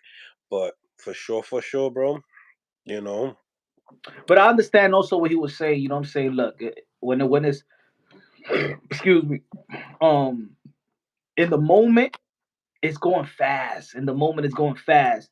It's also not. It's also he is his first time in that type of big event with promotion and all that stuff with him, right? Main eventing. It's also new to his trainer. It's also a new moment for him, you know. And it's like you're saying, I'm hearing more motivational talk than strategically making some adjustments. At a point, yes, he's giving him some treats, some technical, strategic, but at a certain point, now he's motivating him because he sensed it like, yo, pick up the pace. We got this. We could get this. And I believe that Edwin De Los Santos, if he would have got a good, just make it a good rougher fight in the championship rounds, bro, he would have got something. Remember?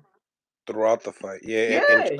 Carlo mentioned that as well. He said that we should have made it ugly. We should have made it more like a Madonna fight. And going off of BK, when did Shakur counter? You people think, hey man, you got to counter with your power hand.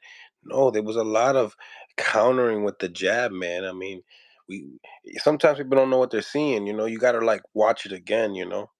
And But you yeah, got to, but también es que who's gonna watch it again? Who's gonna say I'm gonna give 36 minutes of my life for that? yo, bro, it's tough because like you know me, bro. I'm a big supporter of Shakur, so I felt like I took a L, and I know that I'm not gonna, take a L the next fight around. But in the same time, it's just like you have to put yourself in. And I notice the call-ins even today, people are talking more about him shit talking in the act than the actual fight. So I already know you're coming in there not wanting him to. He's already down 4 rounds on your head already. Yeah, you know what it is? It's like it's always like that. You know, when somebody is the underdog, if the underdog makes it a fight or makes it challenging for the is a win.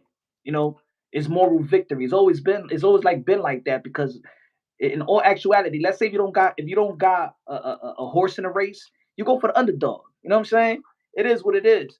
But and I think But you that's what can it go. is. Edwin De Los Santos. I don't think it made it a fight, but he just made it look close. But it just wasn't enough.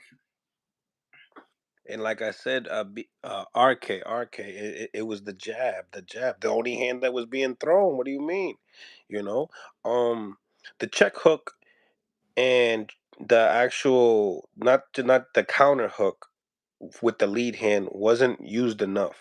I noticed, so we can't necessarily just blame this hand that is hurt as well. And then, I was talking to my guy, and he's like, "Yo, he didn't throw that many punches, bro. Period." Rashidi Ellis hurt his hand with Ramon Villa, and people didn't know, and he threw 200 punches in 1 round. Ask this. Let's be real. Talk. How did Edwin De Los Santos do to score? What did he do to score? Now, I mean, I'm hearing, well, he tried to What's a pursue good the poll? fight. He tried to chase him down. He was the Help me with a aggressor. All poll. right.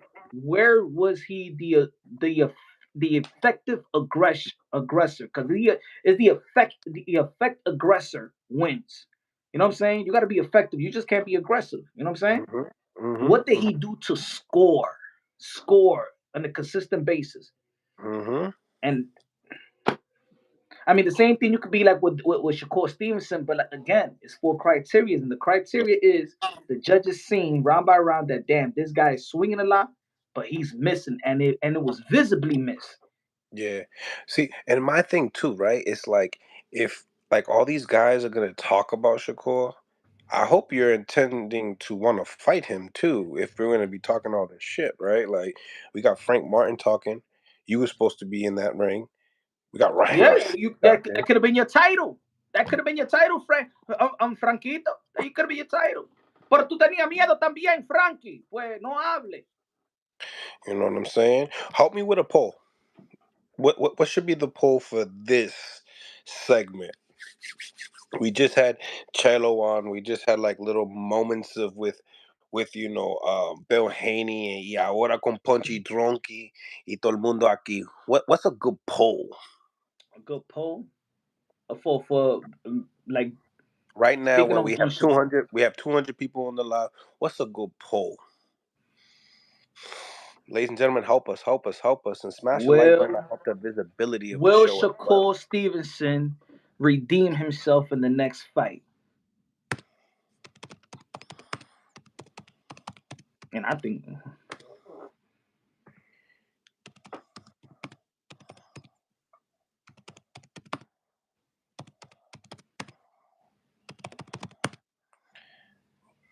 Will Shakur Stevenson redeem well, I think himself people in the think that next he fight? could win the next fight. You think so? I don't think that people think he trash. I think that people right now thinking he's boring.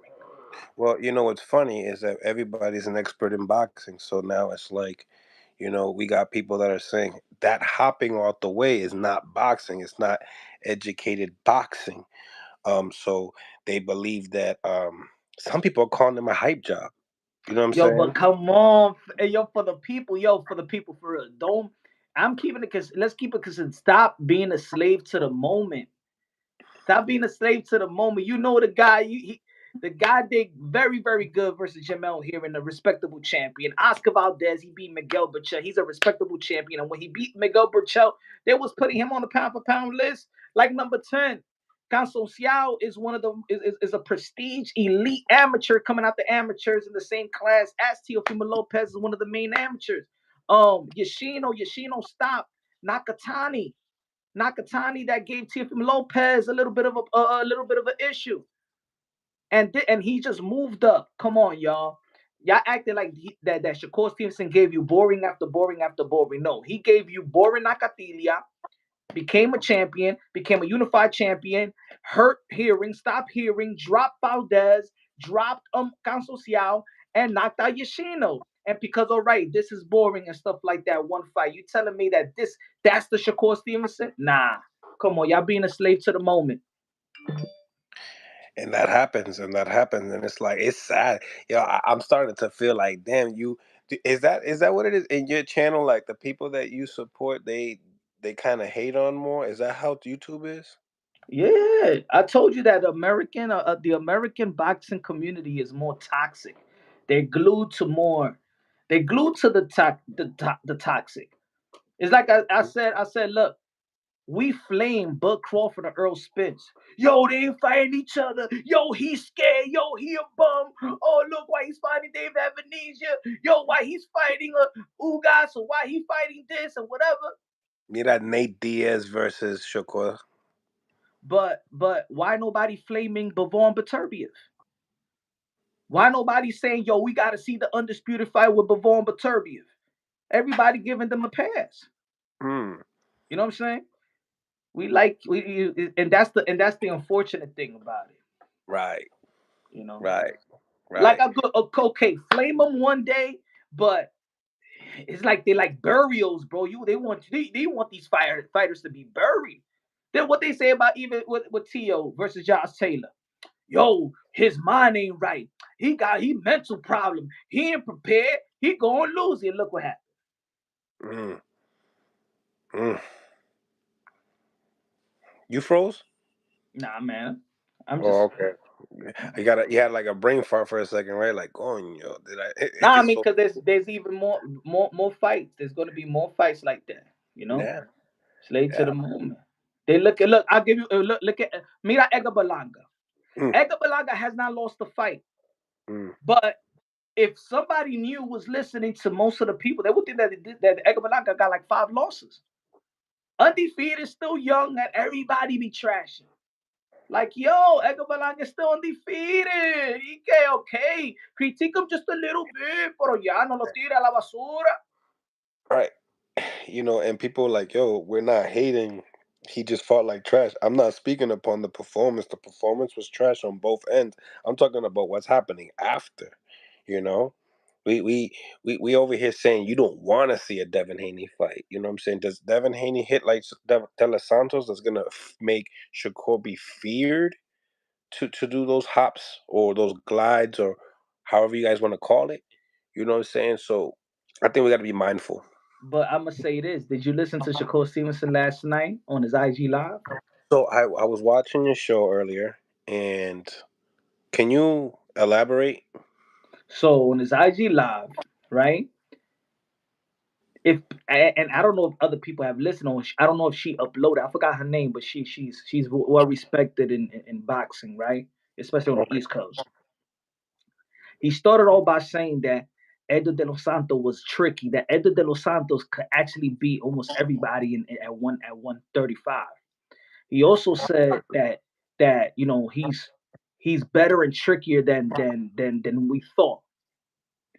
He was talking more like it was more of a technical issue more than a physical injury issue. Like, so when I was listening to yesterday, then I started thinking, no, no, no, no, you really did have problems with him Oh because no no no! Hold on.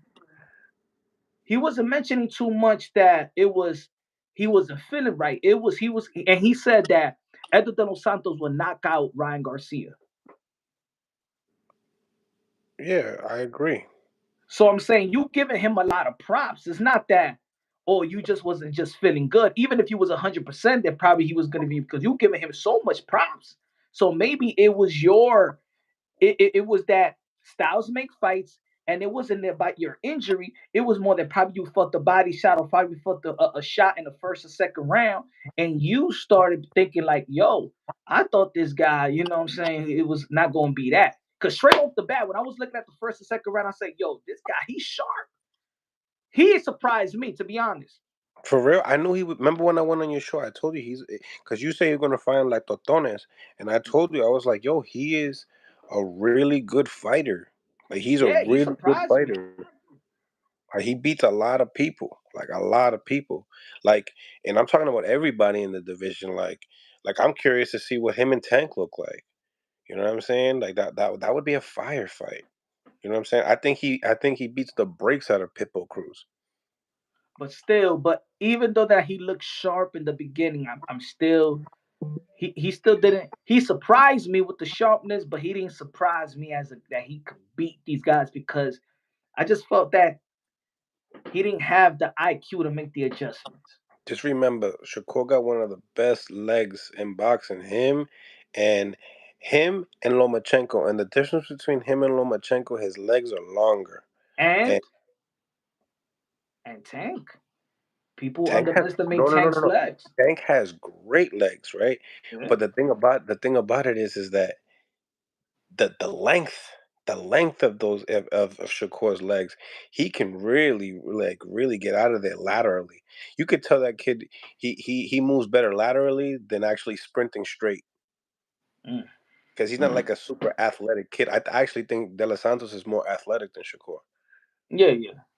Yeah, absolutely. I mean, there's a But difference between being athletic outside the ring. It's almost like Deontay correct. Wilder outside the ring is more athletic than Tyson Fury. But inside that ring, Tyson Fury can move better than Right, Deontay. right. He looked like a robot. Yeah, correct. Hmm. Correct. So yeah, I like look at the poll, man. I mean, we're almost at like let's get these votes up, ladies and gentlemen, and like it's neck and neck. Were you expecting that? Can you see the It's poll? you know what it is? It's fresh. It's fresh. You know what I'm saying? The fans look at it now like, yo, Shakur is boring. Shakur can't compete. Shakur this. Come on, guys, man. Come on. Y'all know Shakur is nice. Y'all know Mm. Shakur is nice. It's almost like, look. I'm not. To be honest, I know Devin Haney is nice. Devin Haney got skills. I would say Devin Haney got, you know what I'm saying? He know how to win. He knows how to win. But to me, he's boring. To me. But I'm never gonna say he can't box, he can't jab, he can't move, he can't win. He's not there, especially right now. He's there to be great and all that stuff. But to me, my personal style was like, he's not my one of my he's not my type of cup of tea. Feel me?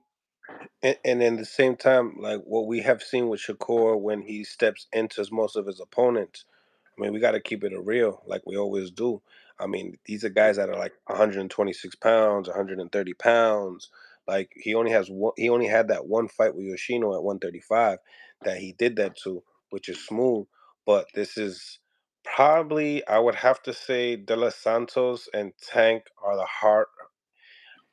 De Los Santos, Tank, and Isaac Cruz probably the biggest punches at 135. What do you think? At 135. I don't know I if say Cepeda. Tank. How about Cepeda? I was about to say Cepeda. Maybe Cepeda over Pitbull. 135 is deep. Depending what we look, we're looking at top 10 because Top. I'm we talking could add in about Kid punchers. Austin, we could add Keyshawn Nah, nah, Davis. nah. Those are No, not punchers. Punchers. I think Punchers. Tank, Devastated punches. The most devastating punches at 135. Tank, Tank, Pitbull. I think Tank, Pitbull, and maybe Tank, Pitbull, and Cruz have proved it the most right now. Mm-hmm. Um, I mean, let me see where Edwin De Los Santos is. but underrated power. Loma got underrated power.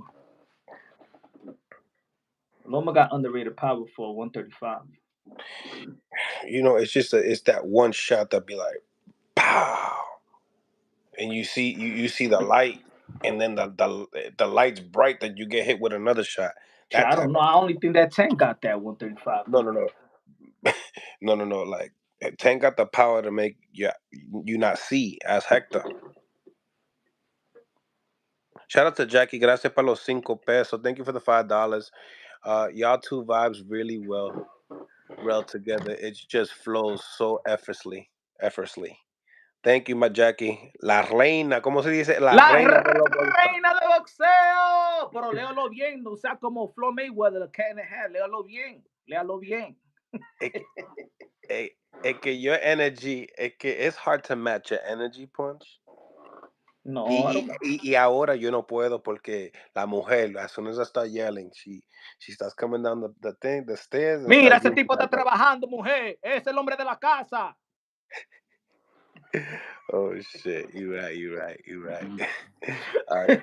CCI, thank you for the $2. Punch Drunk in Mill City. Always a lit collab. All right. So Edwin de los Santos. Oh, there's an MMA fighter called Edwin de los Santos too. Mira, ve, they don't even have him as a That that boxer. that that takes shine away from him. Pero vamos a ver. Edwin de los Santos, 16-2. He's number 17 in the world in box rec, right? Mm. Mira, an 87% KO ratio, bro. 87%. How That's many high. That's how huge. many That's fights he high. got? I mean, he only got 18 fights. Let's see who he's fought. También, espera. Pero, Diablo, okay, ese tigre perdió 2 veces ya. pero dos veces. William Foster was the third. Was the Espérate. one. Mira, no, así no, mira. Look at his first KO, mira. 4-52. Second, 0-6, 0-5, 0-5, 20, 23-2, 31-10, 0-6. Nah, we can't count it like that. He fought a guy that is 4-52, mi hermano. 4 and Yeah, 52. yeah. His first 10 were like bad. Damn, more 11. So his first 11 fights were pampered. Whose wasn't? Whose wasn't besides Loma, Tio? Shakur, Tio, and Shakur. they wasn't pampered. No, no, they weren't. But there's not a lot. You see, we just mentioned those. We're talking about the whole boxing community here, Okay. right? Vamos a ver. People Cruz. He's from Mexico, so you know they give him a lot of touches. Oh my goodness, he's probably got his first And 15. Roof, let's go. Mira, no, mira, más mejor que de los Santos. He Oh got yeah. 1-0. I mean Whoa, whoa, one whoa! zero, But he one didn't. He zero, didn't. one He three, didn't start one his zero. career. He didn't start his career at 135 either. But That his matters. record, to be honest, his opponents is better That than matters. Edo de los Santos. Pitbull Okay. Cruz. Even being in Mexico, his opponents is better. Mm. You might have to dive deep. Sometimes because remember, also Pitbull Cruz was one of those guys that they were trying to, build as well. You Mm-hmm. know what I'm saying? They were trying to build themselves. So if you go and check out some of those winning records, I bet you're gonna see some padded records as well. Okay, how you think? All right, let's do this. All right. Edo Edwin de los Santos versus Jermaine Ortiz. Who wins? Edwin de los Santos and Jermaine Jermaine Ortiz. Ortiz. Es una buena pelea. Ay, ay, ay. I'm high. I'm high on Jermaine. You know I'm Ay, high ay, on Jermaine. ay. Who wins that fight? I mean, by me, I think that Edwin can outbox him. I think Edwin can finesse the victory by just outboxing him, keeping the range. Um, he could definitely do that. That's for sure. And yeah, I have Ortiz. I have Ortiz winning that fight. Honestly, for real, for real, for real, for real. Shouldn't I be. have It shouldn't Ortiz be. winning too. Yeah, Ortiz will win it. It'll probably be a good fight But though. it will be a good fight. Yeah, it's not like It'll be wash. a It's good. not. Pero what a better one is Jermaine Ortiz and Shakur. You know, I got you. I got Shakur winning too. sharp. The sharpness of Shakur. He's too sharp. Shakur sharp, man. But what's the difference maker though? You gotta give me. What is the difference maker in your behalf? These are two great fighters, and Jermaine Ortiz is very confident. Like very confident. The difference, I think, is the layers. I think he got Yo, when we seen Shakur Stevenson stay in the pocket and shoot his shot, get out the way, slip his shot, counter shots. When he's comfortable in that ring, looks special. Jermaine Right. Ortiz versus that Lomachenko. I feel like he took the ga- he took his foot off the The gas. guy, He yeah, could have his won first that fight. 12th round. His first 12th round. Yeah, he could have won that fight. He could have won that fight. And I was in there. I was that was a close fight. He could have won that fight. He said, damn, he took his foot off the gas. Um, I think it'll be a good fight. I think he'll learn from that Lomachenko fight. I think he already got a good southpaw where you know what I'm saying. I think it'll be a close fight, but I still got Shakur. I think got his jab. I think he got underrated power. Um, I think he could fight off the pocket. He could fight off the back foot, and then his defense as well. And I Hmm. think you could get Jermaine Ortiz frustrated. I think Jermaine Ortiz is good fighting on the inside. As I think he's very effective fighting on the inside. Could he get into the inside? Could he fight? Could he fight mid? Outside and beat Shakur? I don't think so. And I don't think that. And I think Shakur Stevenson is too good that he's not gonna get pinned on the inside like that. So Mm. Mm. Yeah, I mean, I can see what you mean. I don't know, Mills. You said something like he would let his team spill it first. Oh no, you talking about tank team? Oh yeah, but make sure you guys hit the polls, ladies and gentlemen. Make sure you guys hit the polls. 104 votes. Let's get some of these votes in. I would definitely be curious to see what your thoughts are. I think Jermaine Ortiz beat Frank Martin though. I think Jermaine Ortiz could beat Frank Martin. Yeah, I remember interviewing Ortiz. He said he'll easy work. I think Jermaine Ortiz beat Frank Martin. Um, who you think will win? Who win? Michel Rivera or the Edo de los Santos? Well, matter of fact, Michel Rivera is at 140 now. Forget about that. Scratch that. Yeah, and they're friends. All those guys, all those Dominicans, they're not gonna fight each other. They're all friends. Hmm. So we can't even mix them up like that. To be honest with you, but just I don't know, man. I think that there's plenty of great fights for Shakur that we should be excited for, and I just don't. I just the narrative of people saying that he's heartless, that he can't fight punchers and this and that. Like let's give it a time. You know, I mean, let's give it some time. Okay. Who do you think that Shakur needs to go in with a puncher next? Yeah, Hmm. because if he doesn't make it exciting, the other guy should. See, Edwin should have made it exciting. Then Edwin should have made something out of it. But both of them was cautious. See, it's like the trainer said, we was caution. He was caution. So it goes both ways. Yeah, Shakur's getting the flame, but it's two camps that said they being cautious. So that's what it was. That's what it was. But we seen a chess match there. You know, if you knew what you was watching, you seen a chess match there. Mm. Happened to be one guy was using the majority of his jab, but there was a chess match there, you know, and there's a reason for that because there's a lot of high skill there, you know. Um, You as do you want to see Haney and Shakur right now? Would that excite you? I have always said that that fight was not ready, and this fight kind of pushed more time away a little bit. So if it was supposed to happen at 140, you best believe that happens at 147 now. Nah, are we that damn 147? That's how much you feel his stock dropped, Shakur Stevenson. No, I think it's more on the behalf of Or the like, momentum is really got effed up. well, I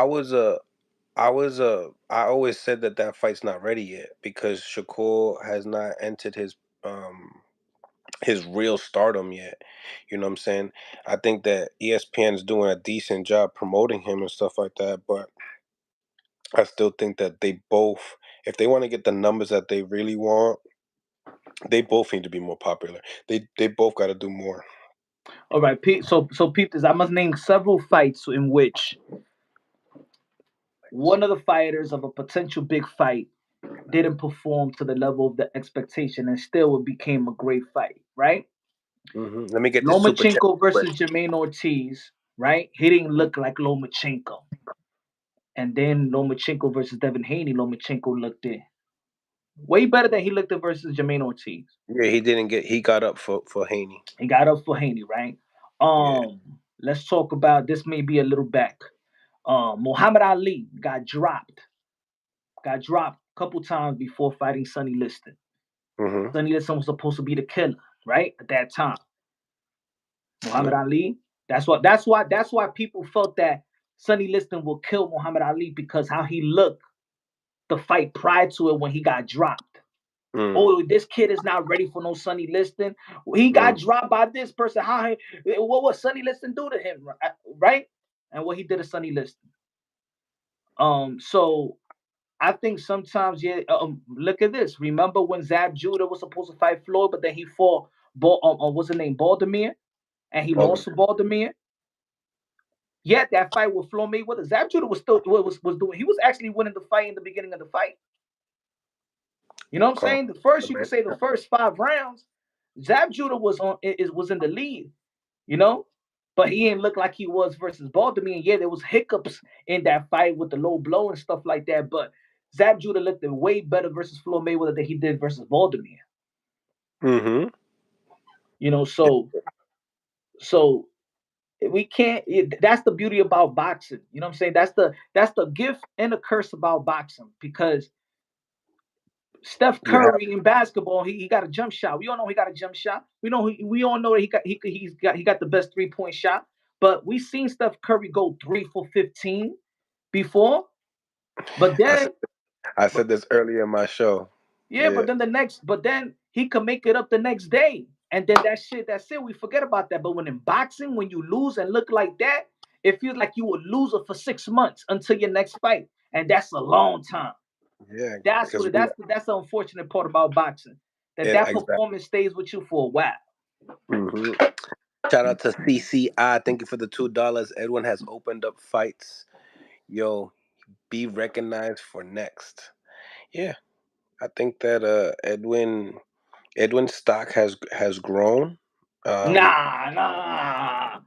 Come on, yo, guys. Come on. See, that's but what you it know is. why? But you know They why? hate Punch. Shakur too You much. know, no. You have to hear me out. Hear me out. He's PBC. He went to Top Rank just off of the promotion alone. The promotion alone, nobody knew this guy like that. You knew him from Joseph Adorno and Ryu or whatever fight that you figured him out from, right? Whoever you discovered him from, right? The boxing casuals haven't done that. You know His what I'm stock saying? went up, or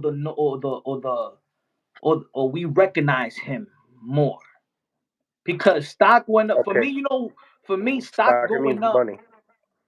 For me, stock going Stock up means money. was Pitbull Cruz, how he performed in his efforts versus Tank. He gave Stock him a went up. fight to the point where people were asking, yo, the rematch, yo, that was a good, you know what I'm saying? But Edwin de los Santos still even landed less than Shakur Stevenson. Matter of fact, Edwin de los Santos is the one with the record of Yeah, but the thing about it is that check it, Punch, right? You have a guy that Shakur Stevenson is always outboxing by a far margin, just like Tank. Tank's knocking you out. You know what I'm saying? So when you don't get knocked out by Tank, you're on a different thing. You know what I'm saying? You're on a Yo, different wave. I knew somebody was gonna say that. Yo, What? It's not but playing that's out. what, if I was biased, I'd be like this, el dominicano, el don don, el plátano, el manguco, los tres golpes. But I was not happy with his performance. Don't you think I want to be like el dominicano, vamos, coño? But I was not happy with his performance either. Yeah, but the outcome towards the end of the night, you talk about a Shakur Stevenson fight and you say it was a boring fight, and then in the same sentence you're sleeping and you're thinking, but why was it a boring night? El dominicano se vendió. You Mira, know? look, in the 10th round, if el Chacal de Sábado Gigante would have came out, los dos, y fuera del ring, I would have been los dos que se vayan para la mierda, los dos. I would have never said que no, Shakur Stevenson, vete para la mierda. Edwin, yeah, no, los dos que se vayan para la mierda, los dos. All I'm gonna say is Edwin. People know who Edwin de los Santos is now, bro. Just off of Shakur, fighting Shakur. That's it. And not and fit and basically people saying that Shakur didn't deserve to win. How couldn't Edwin, build up a stock off of that? Yo, I gave it a 115, 113, bro. It was close to me, but I'm like, pero vamos, dame 2 rounds, de siendo un loco, dame un round. Hey, yo, sometimes I go with Diablo, pero bite his ear, do something, dale, algo, man. Yeah, even Pero, even Chelo said play dirty, man. Play dirty. You got to. and You look, got and to. you know what's funny that I see a lot of people be like, oh, yo, he couldn't be the champion. I'm like, yo, this was for a vacant title. Shakur was not the champion. It was for a Pero, vacant title. but don't do that, Punch, because you know about A side, B side, bro. Come on. Dime, what happened with A side, B side? What's gonna happen in A side? Hmm? B side has to do extra. So come on, look at how people felt It's with true. Erickson Lubin and Jesus Ramos. Who's the There A was side? there was a lot of controversy, and yeah, people. I thought that Jesus Ramos was A side because of how many He was tickets A he side. sold and everything else. Then people are like, "Oh yeah, but you gotta understand it's PBC, and they want the black fighters to win." This is that, but I'm Ay, not gonna. Dios I'm not. mío. But I'm not gonna go into all that. On a Porque, pro you Mexican know crowd. exactly. But who owns the company? You know what I'm saying? But I don't want to get into the race thing because I never did on this channel and I never will. You know what I'm saying? Yeah, yeah, But yeah.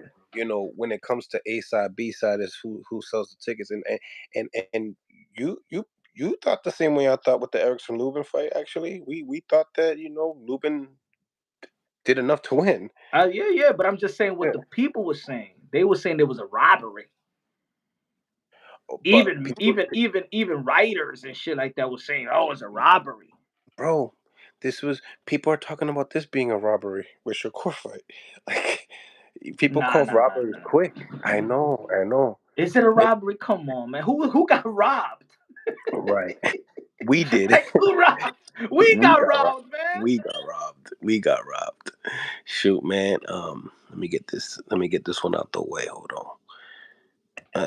Okay. Oh, espérate. Let's go. Let's go. Okay. Um, Boxing Hacker. Thank you for the $10. Despite a Shakur fight was born, I think that the styles gives Tank issues. Shakur's movement has really accent. I saw it 8-4. Santos was pretty much useless the second half of the fight. It Fair. was. That's second half of the fight was very tough for Santos. That's That's what why I I told said. I Chelo. said after the I ninth told round, I'm Chelo like, that. I said after the ninth round, well, what he did. Remember, we need to score a bout. Whether we want to see a fight, okay, but we need to score the bout. What he do to score? What did he do to score? So no estaba haciendo nada. We gotta keep it real. He didn't make adjustments. Yeah. So the question was, will Shakur Stevenson redeem himself next fight? We finally got to 50% going. Yeah. Diablo. Fine. Oh, I spoke too early, but I think. That's how we forget. So damn, that's how boxing is. We forget real quick. Like he could give you 4 straight great performance, one bad performance, and it's a 50% he redeem himself. We need to stop. Think, come on, we need to stop being casuals like that, bro. Come on, guys. At least. Now, let's say if you would have said redeem yourself and would have put names. Will he redeem himself if he faced Pitbull? Will he redeem himself if he faced Tank? Will he redeem himself if he faced Cepeda? Will he redeem? You know what I'm saying? Bring some, but he's gonna So much redeem pain. himself, man. Absolutely, he's gonna redeem Come himself. on, guys. Come on. The Y'all know y'all very got an eye for next talent. fight. Y'all don't gotta look. Y'all don't gotta be a fan. Y'all don't gotta be a fan of Shakur Stevenson. But be a fan of your intellect also. You know what I'm saying? Don't be a fan of Shakur Stevenson, but don't dumb down yourself because you don't like Shakur Stevenson. Still be smart. Don't let the dislike of a style, don't let the hate, you know what I'm saying, make you downplay yourself or your intellect. Don't disrespect yourself like that. You know he's going to redeem himself. hmm and also what people don't, and I know that people's attention span is really short. So I know people weren't looking at that fight the way you and I were looking at that fight. I'm pretty sure people went to the bathroom, people went to go grab a drink, people were talking to their people. So "Oh, this is a boring fight. This is a horrible fight. I can't believe how close it is." And you guys are having conversations and stuff like that. So you know, that's just my behalf on the situation itself. Pero obligado, regardless, right? We got beautiful fights on the way. And before we get into that, right? Mm. Navarrete and Conceição fight. What you thought about the fight, bro? I I had it mean, just like that. I scored it just the way they announced it. A draw. Droski. 114, not 114, 114, because there was two another, but I scored it a draw. I saw Social winning almost all the rounds. You know what I'm saying? But it was a draw. You know, feel me? It reminded me a little bit of the first Deontay Wilder versus Tyson Fury, Mm, right? And people thought it was a robbery, right?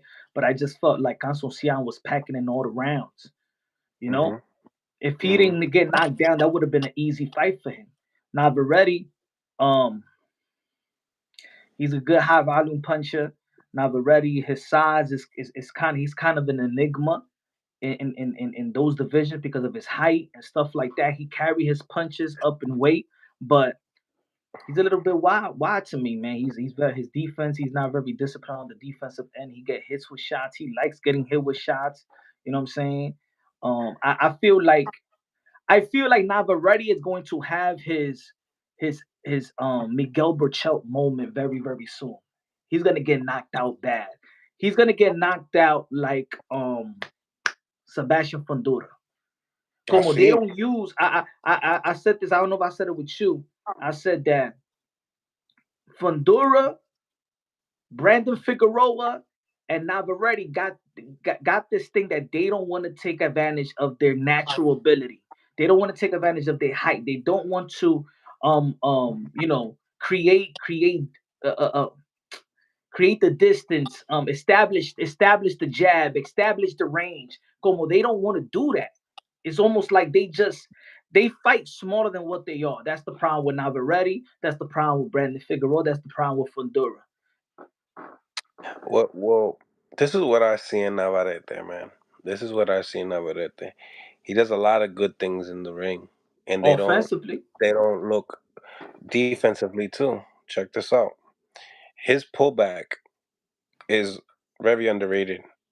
He shoots his combinations. He pulls back into a little slight angle, and I was watching the fight, and he pulls back just at the right time every time. So you got to check him out again and look at how many times how he steps back.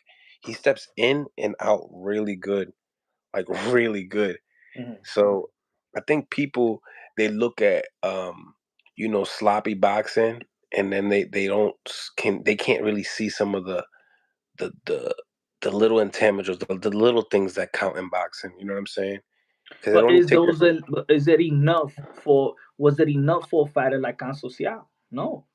I'll tell you right now. I actually, in just honest truth, I had Navarrete when I had him up one round, Okay.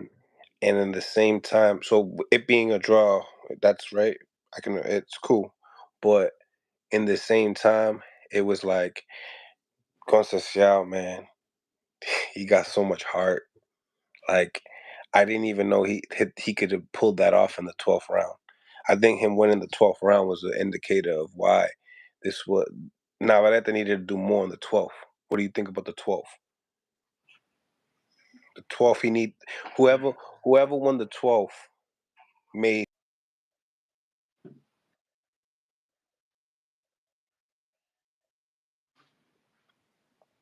I my think that opinion. look, he was every time Navarrete was about to get close and about to create some type of momentum. Here comes Constantine with the jab to the solo place, jab to the solo place, and then all right, reset him. Every time when he about to get that close, he comes and Constantine, bang, bang, and he look, maybe he's a fighter that you know what I'm saying that is comfortable getting hit to get his shots off. He's a offensive fighter in which if you're an offensive fighter that throws a lot as well, you are going to be subjected to be countered and stuff like that. Now, Berretti could take a punch. You know what I'm saying? Maybe that's why and maybe when he's in a fight, round by round, he sees that his opponent can't really hurt him. I could take more risks. We love Navarrete's offensive game. Navarrete's offensive game is one of the best in boxing and his awkwardness and stuff like that. But I just feel like when she's gonna get in the ring with a Social, if Social have power, if Social have power, we've seen Navarrete on the deck before because he is reckless. If we see him with somebody with power, mm-mm. Mm. if and a lot of people don't even got power in that division. I think that's why he's going to succeed. Look, Hector Luis Garcia don't have a lot of power. I think he's going to succeed with him. If he fights Chris Colbert could box the shit out of him. You know what I'm saying? But he doesn't have power either. So Navarrete's going to succeed in the super featherweight. He's going to succeed, but um, I just feel Let's like see. I remember. Was it? No. I was going to say it was coming down, but could I don't know if he's gonna succeed in the lightweight if he ever moves up to lightweight. Mm-mm, That's when things start to get crazy. mm-mm. That's when things start to get a little funny. At 135, there's different levels of IQ up there too. You know what Yeah, I'm saying? you know, I actually wanted to see Navarrete and Oshaki Foster. I want to see that. Shakur Foster, that would be a good fight. I'm gonna look. I think Navarrete with his offensive and his awkwardness he's going to win fights. I just feel when he lose, it's going to be bad. It's not going to be he lost his decision. I think when he lose, it's going to be bad. It's going to be. I think it's going to be some Miguel Burchell type of ish. And Larry, listen, if Navarrete beats Foster, Foster can box. Foster can bang. You know what I'm saying? But it's Um, hard to bang with Navarrete. Pause. Now, if you want to oh, bang, with Navarrete, I got Navarrete. If you want to oh yeah, bang with Navarrete, I oh got yeah, Navarrete. At 130, yeah, go bang with him. Go ahead. I dare you. yeah. Enjoy, right? Exactly. Yeah, I dare you. Yeah. I got Navarrete all day. If you Facts, want to facts. box, if you want to be a boxer puncher when Navarrete, cool. If you want to bang when Navarrete, all right, man. Just hey, yo, Paul Bear. Ooh, he's gonna put you on the ground. Just call Paul Bear. So I think we got Boxing Hacker. Thank you for the $5, bro. Conciencia's fighting in spurts. It's over 9,000. Damn. I still can't believe he made it into the 12th. He deserves that draw. He was ready to die in that ring. For real. You see, though? He deserved that draw. You know what I'm saying? Didn't deserve that win. He deserved that draw. So he worked his ass And off, you know and he what, was man? I'm down. He was surprised he down. got the draw. Huh? I'm surprised. See, we talking about A side, B side, and stuff like that. I'm surprised that he got the draw. Hmm. Even with the two Hmm. knockdowns with the A side, I'm surprised you got the draw. That means I already didn't do too good, man. They had to squeeze that draw. So now that Lisa Snow put it out there, right? Now that she put it out there, now we got my man Team Boo Boo right here down here. We got Benavides right here. We got to do the debate, the Mill City Boxing Punch Drunk Boxing debate for this, for this weekend's big showdown. Vamos a hacerlo, ¿y qué? Vamos a hacerlo, ven. Vamos. Let's Vamos a get it. hablar. Let's get it. Let's get it. Why you believe Demetrius Andres becomes victorious that night against David Benavidez? Let me give you the best analysis right here, my brother. Dame. Demetrius Oh. Andre is going to beat David Benavidez because David Benavidez es un pelagato. Por eso ese tipo va a perder. No, no, no. No. He likes the cat. No, porque David By Benavidez the way, is Dominican, is Puerto Rican, and Ecuadorian. He never comes with the Ecuador. Dominican flag. La mamá is half Ecuadorian, half Ecuadorian, half Dominican. Y nunca viene con Dominican. Why you happy? You ashamed of us, David Benavidez? That's what it is. You ashamed of us, huh? Because I know if you was born and raised in the East Coast, you'll be repping Dominicans, man. But anyway, let me hit you with the end analysis. Tell me why Demetrius Andre is gonna win punch. And I did answer. I did ask Jose Benavidez Senior that question that you wanted me to ask. What happened to the mother of the kids? Oh yeah, what he said. He's just like a lot of boxing coaches, man. They get into a lot of divorces because they donate so much time to the sport. Taking Jose Benavidez to all these tournaments and stuff like that. That's the tough part about being a boxing coach is there's a high divorce rate for sure. Yeah, it is. But Pero dale, give me your analysis. is she still in his life though? Yes, Okay. but she found a man, Okay. and Jose Benavidez Senior. I don't know if you seen, he got a little young thing. He got a little But boy. remember, he did have Junior at 15 years old, so he had him young. But anyway, enough about the marital profile. Exactly. Yeah. All right, Demetrius Andre, like we was talking about Shakur Stevenson, he got layers. I think he got a heavier bag than David Benavidez. I think that David Benavidez has never been in the ring with somebody like a Demetrius Andre, 6'1", southpaw, but a southpaw which his right hand is actually his main hand. He's a righty, but he's a southpaw. He could switch from southpaw and orthodox. He's good in his front foot. He's good in his back foot. Now, do David Benavidez have the intangible and have the physical ability to actually impose his will on Demetrius Andre? I believe he could approach it that way, but I'm also confident that Demetrius Andre is even just as effective on his back foot than his front foot. So you could see him as a pressure fighter, but I feel like David Benavidez is going to make he's going to fall into Demetrius Andre comfortability because Demetrius Andre likes to fight off the back foot on the move and love to set traps. When Demetrius Andre moves forward, he goes for the gusto, but he's more reckless going forward. He's more effective going backwards. So if you a pressure fighter, it's almost like even if you listen to the Andre, he'd be like, "Yeah, he gonna pressure me? Yeah." Ask any counter puncher. They love the aggressive fighter because that's where they good at. You know what I'm saying? If you aggressive with Danny Garcia, he's gonna like it because he's a counter puncher. That's when that's when he's good at. You know what I'm saying? But if you just trying to box him out and stuff on the outside, Danny Garcia is not good trying to follow you and trying to connect you. You know what I'm saying?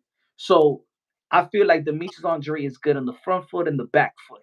And I don't know how David Benavidez is going to be if Demetrius Andre has him on the back foot so he can fight backwards.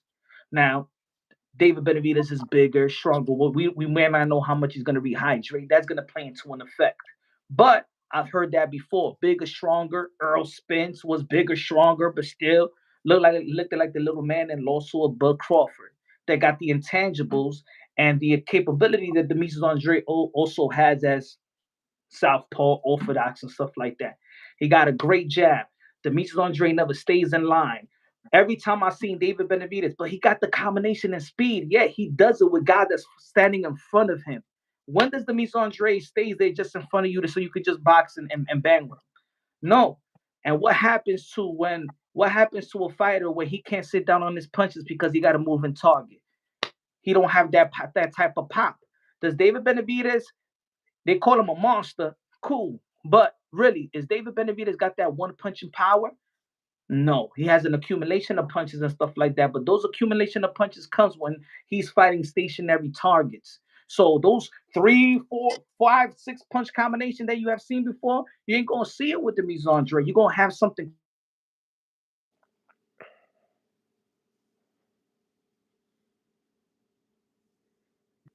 You hear me? Yeah, but you gotta come in and out because you went pitch black. I can't see you. Okay. So I'm gonna go Smash a out. like button. Yep. Right. Pull out, come back in. Pause. Okay, ladies and gentlemen, smash the like button, smash the like button. We're gonna be finishing the analyst, a punch drunky, and then I'm up next. I like some of the stuff that he's saying. He's not saying anything incorrect. Um, I agree. I agree. I can't disagree. I can't disagree. But there's some things I have stored in the back for punch. But everything that he's saying right now is very accurate.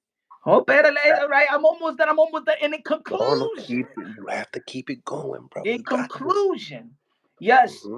the experience of David Benavidez in 168 and facing guys in 168. Yes, he got more experience fighting better opposition at 168. Yet, David Benavidez did not have the amateur sting. David Benavidez never went through the amateur rankings, never went through the Pan American Games, the World Games, the Olympics, the Olympic trials, in which in Que that se those joda. huh Ale. Que that se joda. that actually molds you to go around the globe and face different type of styles in which Demetrius Andre was the elite in America and have won all those tournaments. So he got the experience of facing styles. David Benavidez has the experience of facing better quality opposition at 168. So it's whether which type experience you go for. Demise Andre did beat a guy that was 6'4", 6'5". What's his name? Fox. He was 6'4", 6'5". So he's already faced somebody even taller than David Benavidez. There is an advantage of being the little man. But if the little man wants to act like a big man, that's when he loses. When the little man does what, if the little man does what, keeps his speed, don't have muscle fatigue, keep it moving, you know what I'm saying? Then, you know, it's good. It's when the little man tries to transform his body as a big guy. So I think that the Demis Andre got all the intangibles to outbox, to outmaneuver, to educate David Benavidez, aka La Bandera Roja, the Mexican monster, the Ecuadorian monster, the Dominican monster. The boogeyman will slay El Monstro. There you go. You got the floor. Mm, mm. I like it. I like that you mentioned Fox because he was a bigger fighter, but he was less of a threat. He let Demetrius Andres work. He let him think. He let and obviously the more active fighter in that fight. I mean, the more active puncher in that fight was Demetrius Andres, and he outthought Fox. Um, Fox don't throw that many punches, bro. He thinks he's a boxer. You know what I'm saying? And not no disrespect to Fox or anything like that, but he's just not at that level. You know what I'm saying? Mhm. Um, when it comes down to the 68 division, obviously, like you said, Dimitri Andres, David Benavidez is more acclimated to the weight class. But if you look at the fight with Damon Nicholson, right? Damon Nicholson kept coming. He Mhm. kept coming and he kept coming and he kept coming. What does Benavidez do? Lo mismo, the same thing, Mhm. but a lot worse, right? He's going to come in with a lot more punches. He's going to be a lot more active. Let's be honest. When it comes to levels of fighters, Damon Nicholson is nowhere near David Benavidez. David Benavidez stops him, and I know that the triangle theory doesn't work in boxing, No, but but keep going, keep going, keep going. Because right, no, no, right, I'm sorry. Nah, I don't want to cut you off. Keep going. dale, dale. So listen, the thing about I think that David Benavidez has an underrated jab. He's underrated body puncher, and I think also looking at Demetrius Andres in his body frame, he's very. I looked at him. He's very even. Like he has good upper body, but his legs are solid. Now, the thing about his footwork versus Caleb Plant's footwork, which is going to be a big difference in this fight, because Caleb Plant was able to make move different types of movements around the ring and pop shot, David Benavidez. But what also that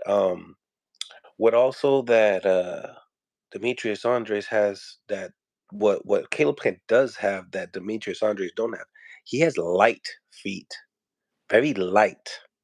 And that's easy to move your body around when you're very light, and that takes a lot of work. And obviously, because Demetrius Andres was probably more of a punch, he wanted probably to be more of a puncher. He probably felt big at 54, 60. He probably felt good at that weight, so I understood. But Caleb Plant's very light on his feet, and I think that because of that, he was able to win those first five rounds. And David Benavidez had to keep, resetting. Now, I do believe that Demetrius Andres can do that, but I don't think he could do it as long. Honestly, I don't think he could do it as long. And depending on the conditioning, and just watching Victor Conte's documentary and what he do for the fighters and stuff like that, he should have Demetrius Andres on point. Even Zab was telling me, he's like, "Yo, me just looking crazy in training camp," but that's what we need. Like that's exactly what we need. Um, I told you about the falling over the shots. I think falling over the shots is not good for a guy that has that type of size because he's going to capitalize it off of his arm reach. You know what I'm saying? In this fight, Demetrius Andres has a bigger arm reach, right? I'm not Is sure. I'm is not. it I don't longer? even know. I haven't. I don't know the measurements of the arm reach. All right, look up Demetrius. I'll look up David. Uh, Let's see.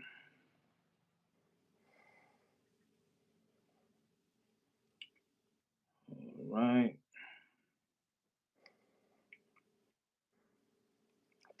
74 and a half over here for 73 and a David. half.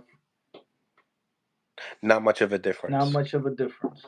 Not much of it. That inch is gonna probably not make a difference. Um, and then I would have to say pop shotting when it comes to speed, and this is the reason why it definitely doesn't make a difference because I do believe that one shot speed, I give it to Andre. I think he's faster throwing one shot. Combination punches, we have to give it to David, right?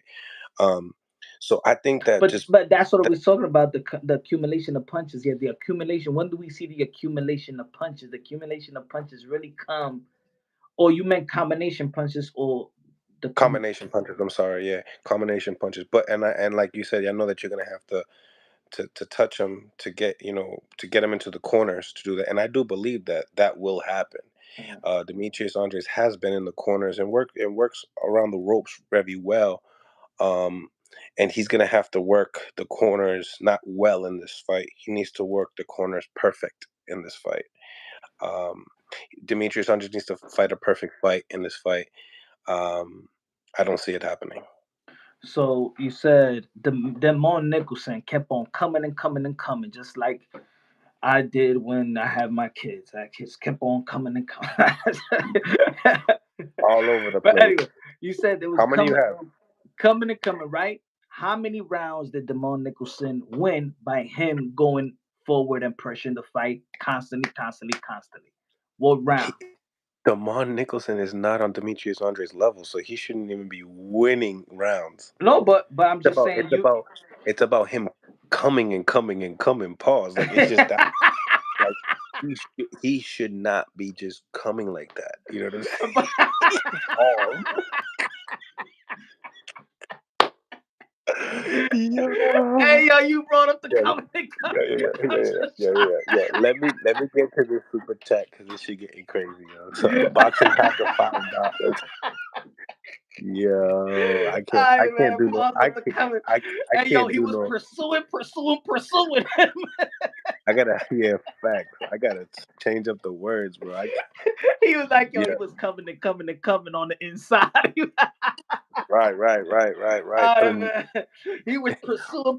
He was putting pressure. He was Absolute. putting pressure, Hey, pressure, pressure.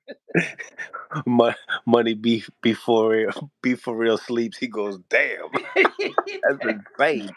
Alright, man. He put Boxing, pressure, pressure, pressure. He put boxing hacker. Boxing hacker, thank you for the $5. Benavides' style won't work as well when the fighter is in his height. And him and Boo Boo are only an inch apart. It's easier to push down than up. Height doesn't mean anything in boxing. It's about the arm reach.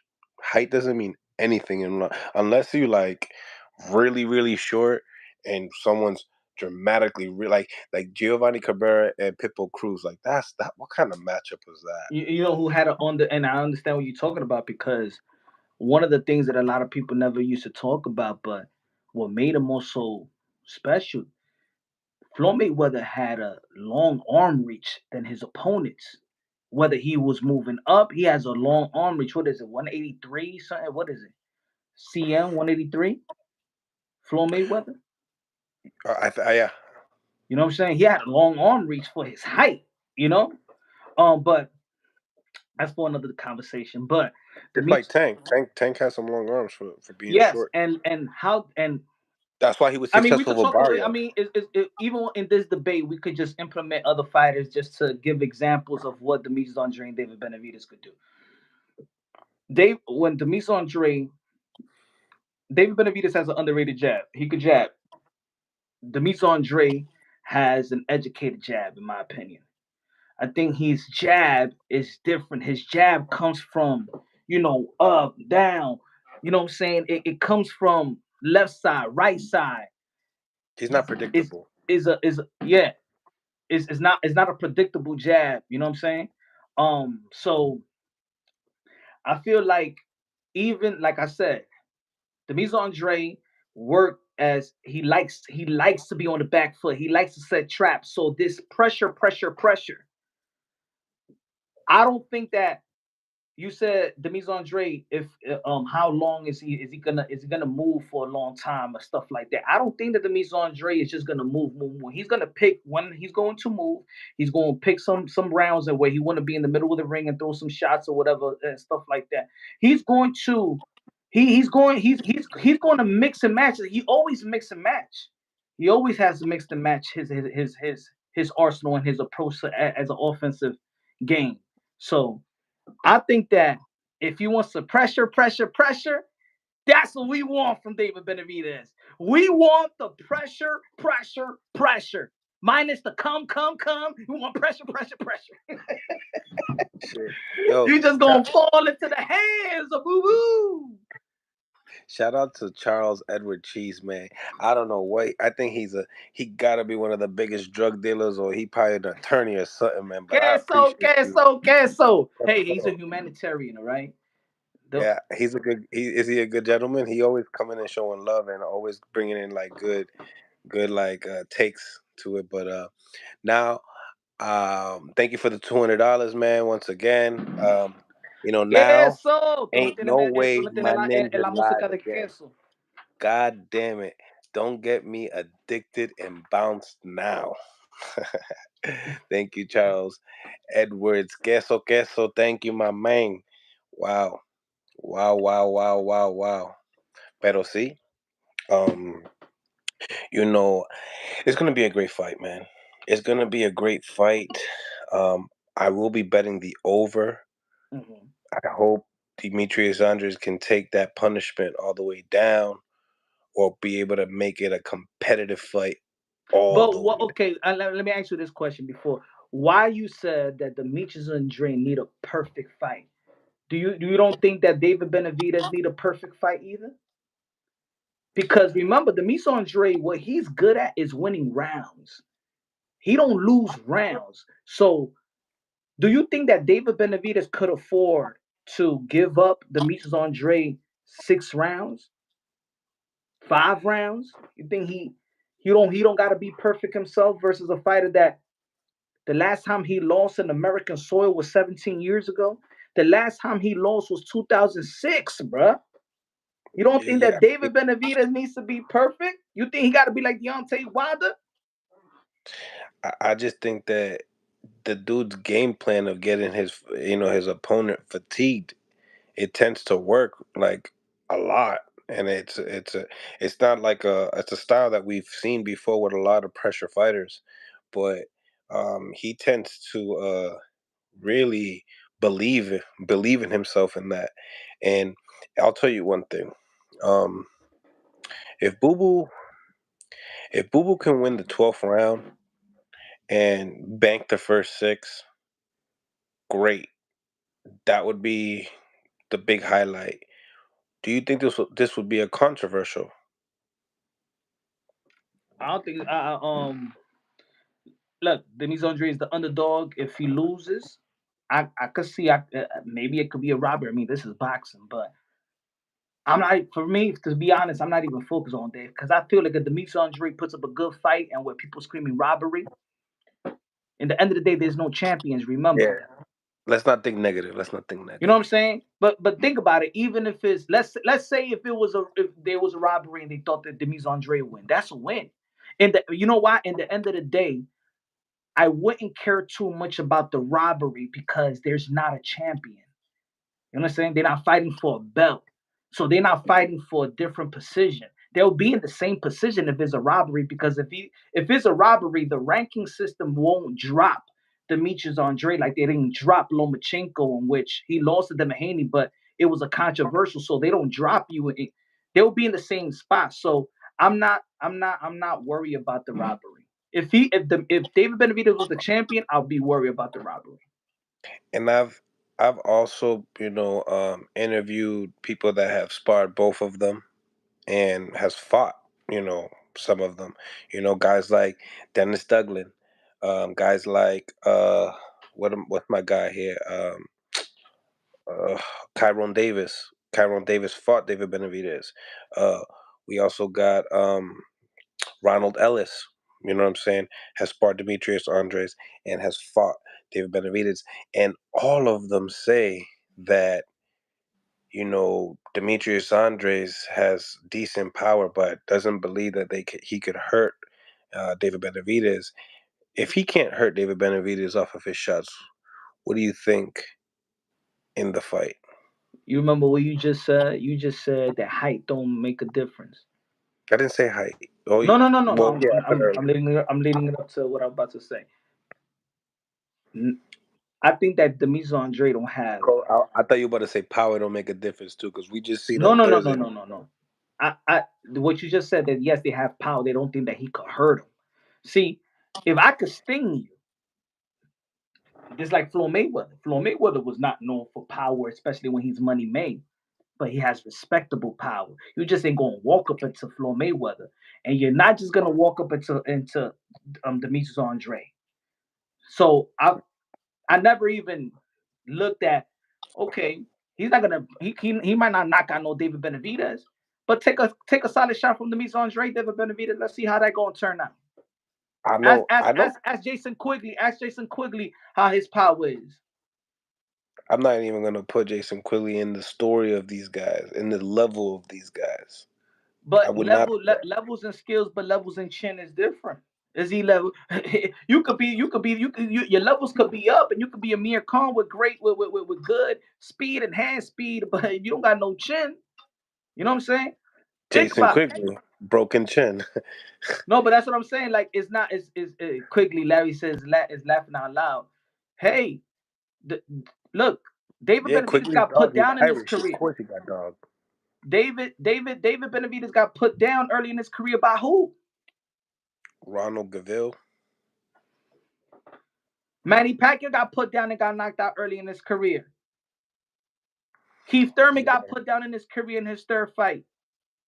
But we're not talking about that. We're talking about this specific fight. Exactly. So I'm not looking. I'm not. They saying hurt. You could get hurt with a shot that you don't see. He got enough power. He got enough power. Now, does he got the power that he's going to knock out David Benavidez? I don't know. Maybe not. Looking from the You even experience of the said people that you even said it in your show the other day, yesterday. You said that that's not who Demetrius Andres is. exactly. So I don't. So me, I don't even analyze Demetrius Andre like that. I analyze Demetrius Andre the way that he going win rounds, outbox, be smart, be defensive.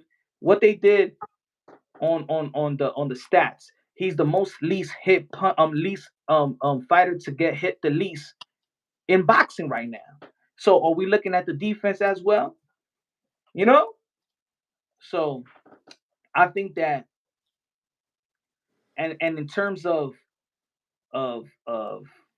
stamina or keeping the pressure up or whatever, he didn't stop Caleb Plant. I'll tell you. He I'll tell didn't you drop another thing. Caleb Plant, David Benavidez. Yeah, but he beat him up. He beat Okay, him but up. he ain't, but I'm saying He beat him up. he went a whole 12, and I feel if it wasn't for the cut with Anthony Durrell, that would have gone to 12 as well. So when he Okay. steps it up, he not looking like a monster. He looking like a good elite fighter. And I'll give you this one too, because I think I'm betting the over on this fight too. I just think that I think we're like adding the politics into it, and the second half of the fight being just David Benavidez, David Benavidez. Um, yeah, I think that's where it goes. But look at this. How many times have you seen Demetrius Andres not be the alpha in his career when you're looking at his resume? You tell me, because you've analyzed more of his fights than me. Well, I just started really going in on him as far as I've seen a lot of his fights that he was the alpha. He was the one pressing the action on most of his fights. yeah. Am I right? The Mm, majority of his fights has been like that. mhm. That's not happening in this fight. We don't know. We we got to be honest. We We got to don't be know. honest. Yo, that's what No. that but look, that's the beauty of why many feel it's a 50-50 fight. It's a beauty. You know why? It's the same way. Who is? I know we talking about I mean, Boo it's not Boo. a 50-50 fight, but the odds are close, though. We The we odds are talk close. we talking about Boo Boo. We talking about Boo Boo. We talking about David Benavidez. But we could give an example. Who thought that Bud Crawford was going to whoop Earl Spence like that? That he Okay. was going to be the big guy. That he was going to push him. That even when Earl Spence was landing punches, that shit ain't even phase Bud Crawford. Mm. Now, maybe people said that he's gonna outbox Earl Spence, but ain't nobody with a right boxing mind thought it's gonna be a whitewash like that. So that's what I'm saying is we really don't know. We really don't know how look. So all of a sudden, Demetrius Andre is going to be a fucking knockout puncher at 168. No, I'm not saying that, but Well, that's what Bud is. looking at all his fights, the way he Yeah. approaches the first half, or at least the first 3-4 rounds, he's trying to make this a fight, and then he adjusts. Then he adjusts to the boxer and stuff like that. When he adjusts to the boxer, that's when some certain fans be like, "Oh, he's slowing down." Now I just adjusted. Now I'm boxing you. I'm still not losing any rounds. He tends to coast, bro. But what's He tends coast? to coast. Is the difference Coast is between is just to get by, just enough to get by. is that stamina issue? Because coasting is I already got this. I got this in the bag. No, no, no. Wait a minute. Coasting could be stamina issues. What do you mean? Why? Coasting? If Why? I'm with Because no, for me, coasting could also be like, yo, I gotta respect my opponent. It doesn't look like I'm about to take him out. I'm gonna get this. I'm gonna get these rounds. I'm not losing. I'm still right. landing more punches. I'm not losing any rounds. Demise Hmm. Andre don't lose rounds. Yes, he's a winner. That's correct. He's a winner. That's what he knows how to do. He don't even know how to lose. You know what I'm saying? But I'm telling you, man. I'm telling you, it's gonna be the effect of pressure. He's never seen anything close to this, bro. If you really think about it, and I know vice versa. Vice versa. Uh, David Benavidez hasn't seen anybody with this type of IQ. You know what I'm saying? He's gotten glimpses of it with Caleb Plant, but Caleb Plant's not awkward. So I got you, and I probably, but and I don't even know who hits harder. I honestly don't, because Uh, I think, Kyron Davis. He told me Caleb Plant hits harder after sparring both of them. exactly. We don't know. I He think, don't and even you know got. what it He is. don't Is got a horse. also He don't if got a horse. if Mike Tyson would have never named, if never would have never named David Benavidez the Mexican monster, well, everybody be saying, "Oh, he a monster."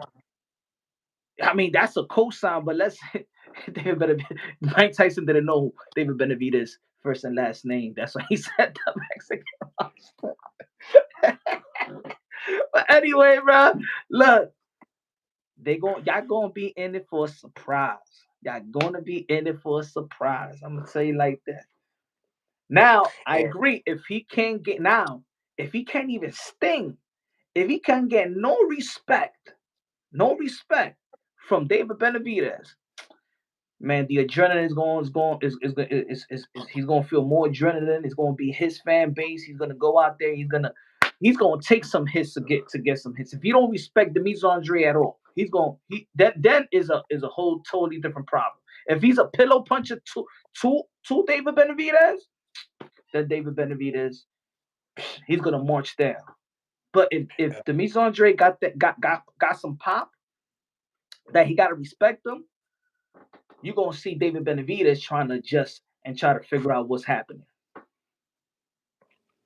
yeah, yeah. Because I I know mean, Boo Boo could box and bang. If he don't bang, we all know that he could box. And so this is what I was gonna say. Halen So Plant can't bang. what I've noticed about Demetrius Andres is that he loads up a lot. He does a lot of loading up, and when he shoots body shots, I was looking at like two of his fights today. He swings wide on the body shot, and that and he kind of slaps it a little bit. You know what I'm saying? And that that body shot like that none of that stuff is even gonna happen because I could see the stab to the body, but I do not see him throwing hooks to the body.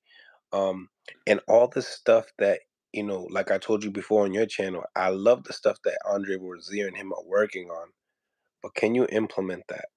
That's another thing. Can you I'm not implement gonna that? say that he's a great power puncher. He does go to the body, but I don't know how effective it is, to be honest. I don't think he got power at 68, honestly, bro. I don't think he got power at 68. I mean, hey, if he's only got one fight. He dropped his opponent 3 times at 168. We going So That's the did only Malanga. look. That's the only. I mean, if we're discussing them, that's the only way we could. We got to go by what is there. I can't say he got no power 168 when he's dropping his opponents. That's not me. That I would be ignorant saying he got no power at 168. Now, does he have power for David Benavidez? That's a whole different type of question. Does he have power for Canelo Alvarez? Does he have power for Plant? Does he have power? But you can't say he got no power when he just showed you his power. Who? He showed me his power? Yeah. How can you say he got no power when he's dropping his opponents? When he dropped his opponent at the only opponent he got at 168. Man, I'm trying to tell you, Demond Nicholson ain't a good measuring stick for that, bro. So I'm being honest, it's not. so how is the measuring stick of him not having power at 168? I mean, what's his percent? How many knockouts has he got at 160 pounds? 60? Yeah. I think he got what, 2 or 3? How long? So how many fights he had I there? think he got 6 fights at 160. Okay. So the percentages on that is not really good. Was it high opposition? All six? I mean, that's the thing about Demise Andre is high opposition. It's not high as opposition. Liam William, Sulecki. These are not the high. So so now we're dealing with the unknown. But how can you do something and then say that you're not that? So then we can't even analyze it. So I mean, so we just said it. He got two knockouts and within 7 fights, and one of them out of the seven being at 168. You know what I'm All I saying? know all I know that he's dropped almost each and every opponent in the last 6 fights. Yeah, dropping. I mean, yo, he's so awkward. I can damn guarantee he gonna be dropping shit because you don't even know where is it coming and from what angle. Because he dropped David Benavidez. Can he drop David Benavidez?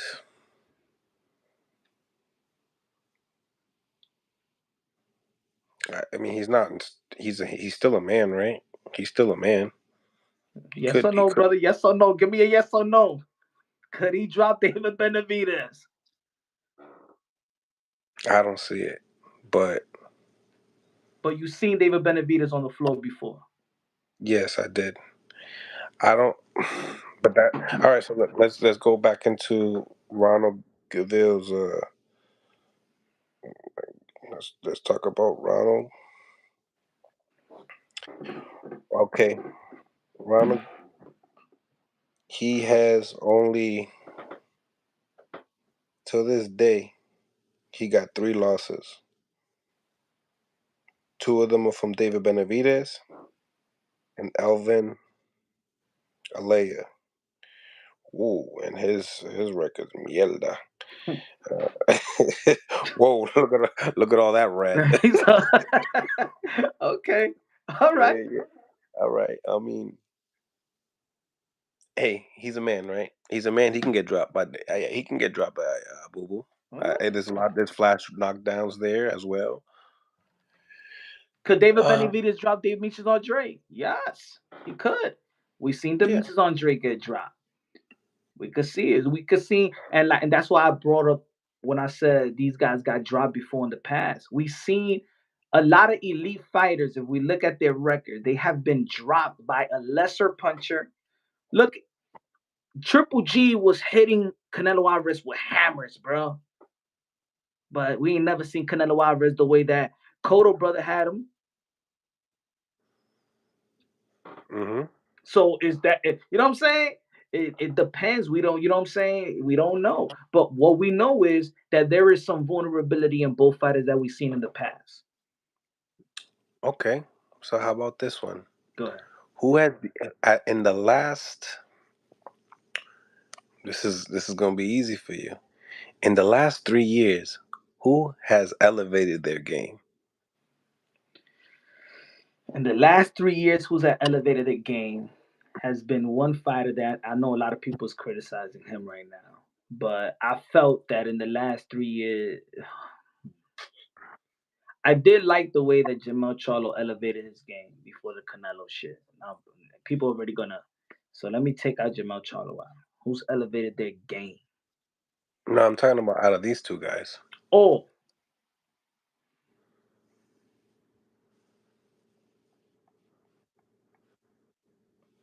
in the last 3 years? In the last 3 years, and the reason why I'm saying it is because Boo's got been so goddamn inactive. That's why I'm saying 3 years.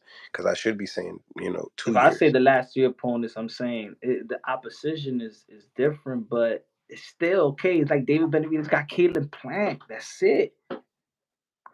Ola Mew. Listen, He's been seasoned. that's one thing about David Benavidez. You know what? One of the biggest criticism that he gets is that he has a decent resume, but all the guys that he fought, they would probably possibly be late notice guys coming from 160 up. But the guys at 160 are game though, and what that's Demetrius Andres is, uh, you know, basically his division. This is basically the same thing. We're just talking about I an thought you undefeated meant like his fighter. skill wise, or you talking about Skill, wins. skill wise, and but I think also like depending on your opposition, if you have like for instance Devin Haney and Lomachenko, he's going to be But it will a be different David fighter. because, of course, the Mise Andre don't have those type of opponents that anybody really respect. Like, look, you should just said Demar Nichols is a D level fighter. Jason Quigley, you laugh or people laugh, so I can't gauge that. So of course, it's David Benavidez all the way. But when it comes to skill, I haven't seen the skill set of the Mise Andre dropped. I haven't seen the slowdown. You know what I'm To saying? talk, But you got to give it to David Benavidez because the opposition that he's faced and the activity. So that's an easy one, David Benavidez. yeah. I mean, and we got boxers like Anthony Durrell. You know, not a lot of people were high on Jay Leon Love, but Jay Leon Love was quote unquote supposedly a boxer. You know what I'm saying? Still guys that are from 160. That's the beautiful thing about this fight is that there's a little bit of unanswered questions with these both of these fighters when it comes down to the 68 division. You got Demetrius Andres moving up to the division, but then you also got David, that most of his opposition has really been coming up into the weight class. So let me ask you. So So let me ask you a question into the audience as well. If many admit, we all admit, I admit, even Andre admits his resume is not up to par. Has never matched the expectations since him coming from the amateur to the ujú, professional level. Never Cacamienga. exceeded, never matched this expectation. That's fair. We all know that, right? With all of that, with his resume, with not him exceeding his expectation, with him not fighting a world champion, getting his titles all vacant, let me ask you this. Would anybody be surprised if he outboxes David Benavidez? Come again on that question. I'm sorry, bro. I Would was reading. anybody be surprised if he outboxes David Benavidez? With the Mise Andre never fighting world champion, not his resume not looking up to par, not having the type of power. If he about with all of the criticism that he's had, take that. We'll take that. If he outboxes David Benavidez, would people be surprised? Mm, I think they probably still be surprised because this is still the elite level.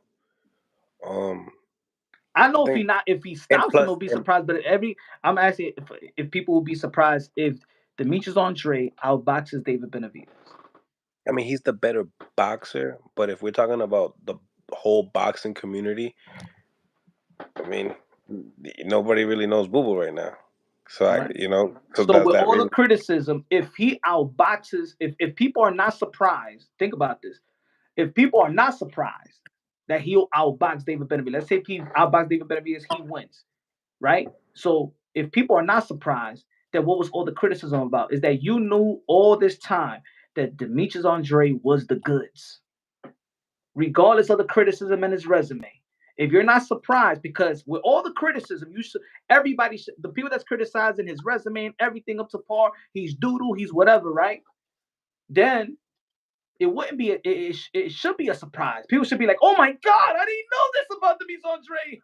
Wow, he's supposed to be the D-level fighter. He hasn't Well, fought nobody. check this out, right? This is going to determine a lot about Demetrius Andres. Really, at the end of the day, was he avoided, or stylistically, it wasn't a good style matchup for the quote unquote pay-per-view or high level guys, that higher profile guys, that was like, you know what, that style, I don't want to deal with it, and there's not much money on the table. It could be that, or it could be that some of those rumors of Boo Boo not taking certain fights were true, and it was more on the factors of he wanted to do it in his, in his way. He wanted to make sure that it wasn't going to be a 2 week notice or 1 month notice. He's had a lot of those opportunities, but for some fighters, they're not opportunities. Well, peep Now, this. Well, peep this. Eddie Hearn has came into the picture and has put money in that pocket to not need to be forced to get those opportunities from PBC. Think about it. If there was no Eddie Hearn, he would have had these fights. But think about it. No, remember they offered Chamon Charlo $7 million. They declined. All right, Yeah, and that's gonna what about before that? before When he's supposed to fight Charlo? Jamel Charlo, he was gonna get less than that. He was gonna get less than Jamel Charlo. But who turned that fight down? Well, both of them. It was the Mise Andre, but then they came back to the table. Go check the That WBO. I read it to you right now. I got it. The WBO. Damn, my school it, computer. express it. Go ahead. Hold on. Gonna take some time. Hold on. Give me a second. Got you right here. But siga hablando because But I'll say, yeah, at the end of the day, like shout out to our guy Charlie Edward Queso. He says, he goes and says he only sees Demetrius Andres winning. Um, but then again, only the side can win the way. Okay. He says that it's a 70-30 fight, and Andres has a chance to make it boring as hell. What do you think about that? Like, do you feel like Demetrius Andres has to make it a boring fight? if he has To, to make it a boring fight, I think he's gonna make it a win. If I think he's gonna win at all. I mean, however he feels he's gonna win, he's gonna win. You know what I'm saying? If it's gonna go that route, if it's boring and he's winning rounds like that, he ain't gonna switch up. He's not gonna switch up. That's been his style. So you know, but again, I don't. It depends on how the fighter feels. Maybe he feel comfortable to go for the gusto. I got it right mm. here. And So, everybody, hold on. Let me see if it's right here. Trying to find the letter. and that's another thing too. Like, when watching Demetrius Andres fights, he fights his fight, and when we talk about David, he always makes the other opponent fight his fight too. Mm. To see this fight come into fruition, it's a beautiful stylistic match. Another thing, I like that Child mentioned that being 35 years old, does that make a difference? Now With remember, I already said that if Demise Andre was went through wars, he's a young 35. He didn't go through wars. Remember, he And didn't he's a fight. vegan, right? Huh? No. He's He not. vegan He too, don't. no? He don't eat pork though. But that's it. But nah, he if he didn't stay in the gym, that's one thing I know. He lives in the gym. Brother is he don't got a spar, but he stays in shape and lives in the gym. Mm. Um, he lives in the gym. And no tiene vicio así mismito. He's a family dude and stuff like that. No tiene vicio como or like other fighters and stuff like that. You know, um, he hasn't been in war, so he's been a young 35. Now, if he was a guy that went through wars at the age of 32, 33, like Oscar De La Hoya was an old man by 33 years old. That's it. 34. That's it. He was old because he had the Cortez and the Chavez and the Purnells and the Mosleys. You know what I'm saying? He had them wars that got him old. But Mm. he's not. Demis Andre is like Bud Crawford. Bud Crawford looks so fresh. He's so fresh because he didn't go through wars. He's 36 years old. He's our pound for pound number one. Top of top of Mount Rushmore, Crawford is. Yo, so did you see the interview or little thing that Ellie Setback put? I don't really call Ellie Setback's interviews. They're more like Chopping little it like up. yeah. So he did one with Demetrius. Did you see it? Nah, I haven't seen it. Mm-mm. So Ellie, he has like the same questions with everybody, right? It's Yeah. all like it's always predictions, right? Um, so he goes and tells Demetrius, "Hey, what do you think about Crawford? Crawford, they say that you fight like Crawford." And he's like, "Yeah, we have similarities and this and that." He's like, "Only thing is he switches." And then Demetrius was like, "Yeah, I'll switch too." This and that. And then he's like, I guess he was saying that Demetrius is friends with Crawford or whatever. Then he then Ellie has to go and say, "So, what do you think about a fight with Crawford and Canelo?" And yo, you already know. He went. He. Demetrius is like, he was just like, you know, like, I don't want to answer that question. You know what I'm saying? Yeah. And Yo, but that's why he don't. I'm be honest. That's why he don't do. Yo, when I'm gonna let y'all know. Even I'm gonna tell Mill City no. He feels highly disrespected if you mention a fight that he's supposed to have. Like, let's say if you say, "What do you think about Bud Crawford and Triple G?" What he did to the boxing boys? He hanged up on them. You gonna ask some Bud and Canelo when the winner of this gets Canelo? You going So it's like, really? Cause fighters thinking about, yo, I'm in line for this, bro. I'm in line. Why you asking me about? Why you trying? You know what I'm saying? He be like, yo, that's why I don't be doing them interviews. They be asking these stupid questions. I don't got time for no stupid questions. I even asked him this question. Like, tú puedes verlo. This was when I think this was before Demond Nicholson. Did not accept none of the times it was his time to step into the ring to be my manager. He didn't accept it. So after that, it's like there's nobody else for me to fight. And in my era, at the 168 pounds, there's Clint, David Benavides, and eventually Chelo gonna have to move up in weight class too. So I mean, I think those characters definitely get in the ring with me. We can make some great fights, and everybody will get great pay. Yeah, man, I definitely agree. Also, a storyline that they be trying to use. So yeah, man. I mean, people get paid the most when they fight Andre. Just like I'm sorry to say, but that one was cap. Which one? You didn't hear what you just said? That you get People paid? people get paid the most when they fight Andre. Wait, wait. That's not cap. Talk about it. I just said they offered $7 million to Jamal Charlo to fight him. They declined. Canelo Alvarez took $5 million less, not to fight Andre, to fight Kovalev. This is gonna be David Benavidez' highest payday versus the Mises Andre. So, and then he was gonna get paid versus Triple G because Triple G, the owner of the zone, wanted the Demis Andre and Triple G. Triple G did a he said he's keeping his promise of fight Murata. So that's not cap. Canelo Alvarez took $5 million less. $7 million Jamal Charlo declined, so you was going to get paid the most. And when Samson Likowitz actually, okay, so you tell me how much they was going to get paid fighting Demetrius Andre.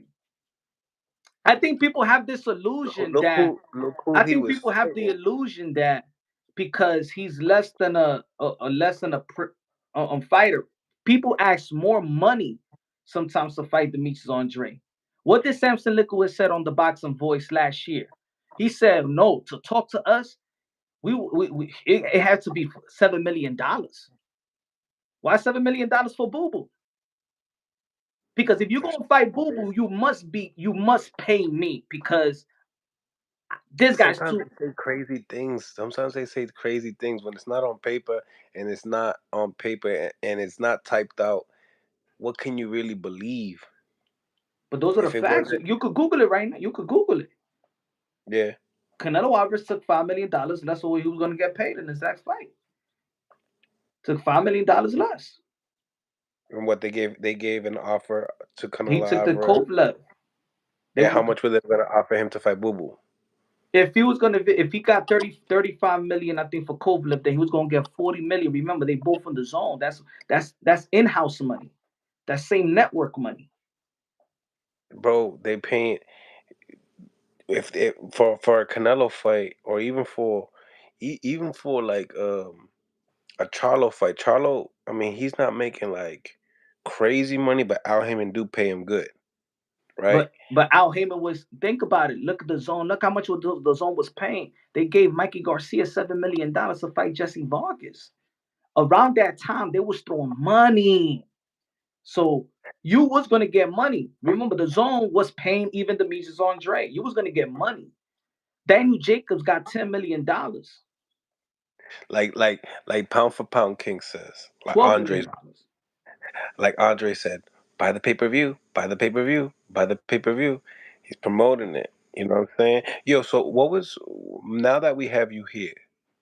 What was some of his highest paydays? Who Because Demetrius I know Andre? he's getting got some decent money with Eddie, bro. Demetrius Andre, I think his his minimum was 3 million, 2 to 3 million. He was getting paid some good money. But that's what I'm saying. Look at this. But Devin yo, Haney got Eddie does $3 million. that though. Eddie does that. He's the No, but middleman. He peep this so throws it. people can understand boxing as well because people would like to put that fans like to put like your price, your value, and it doesn't work like that. It's what you negotiate. For example, Devin Haney got 3 million, 3 million to face the likes of Linares, right? Yeah. Him and Haney are on the same boat when it Yeah, comes to this. Yeah. he was getting 3 million. He was getting 3 million a pop. And trust me, I used to speak to Bill Haney every day. But he got less to fight George Cambosa, the undisputed fight. He got Mm, less, right? Now, Teofimo Lopez for Lomachenko for 1.2 million. They was gonna give Teofimo Lopez 1 million to fight George Cambosa. But Triller okay. came to play and he got paid 3.9 million. Right. So the value, what's really your value? And I think Then that right then there could then, then also Eddie picked it up and still paid him more 3.1. than what. Yeah. You know what I'm saying? So Right.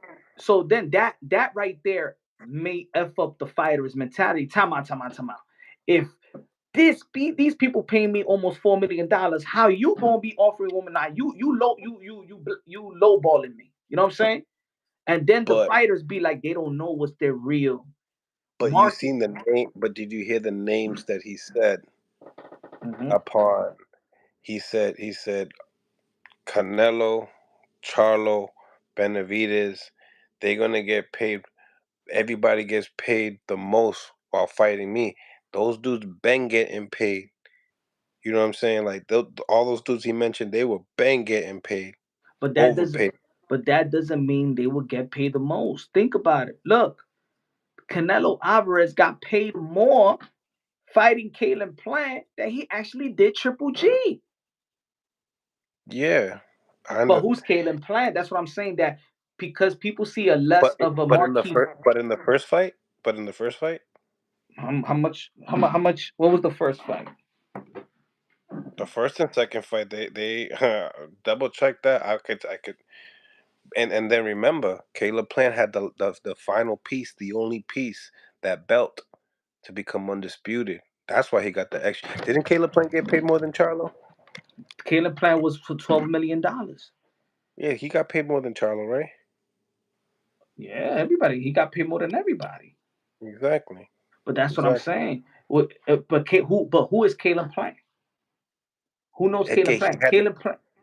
para mí, él tenía, he had the missing piece, that last belt. That's why. But it's not just the missing piece.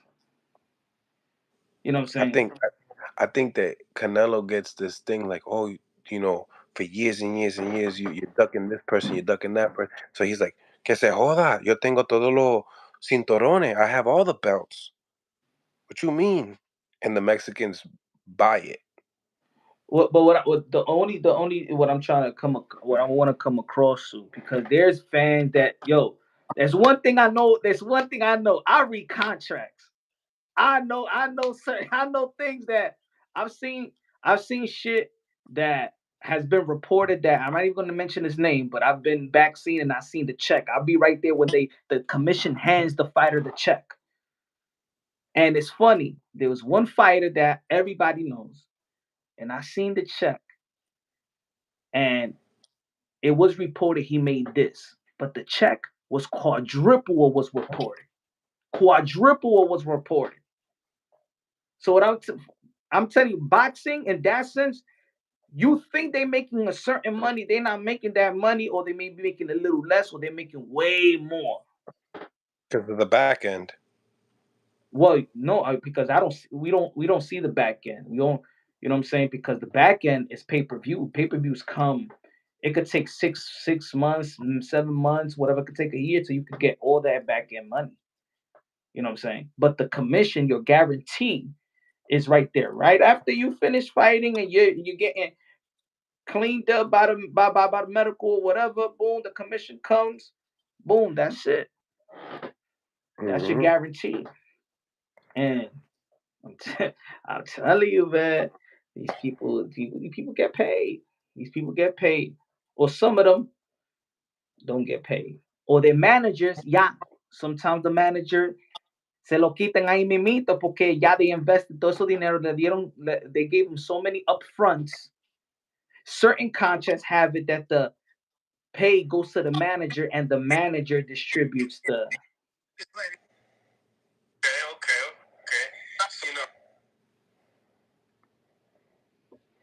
Sigue, sigue. Not uh, because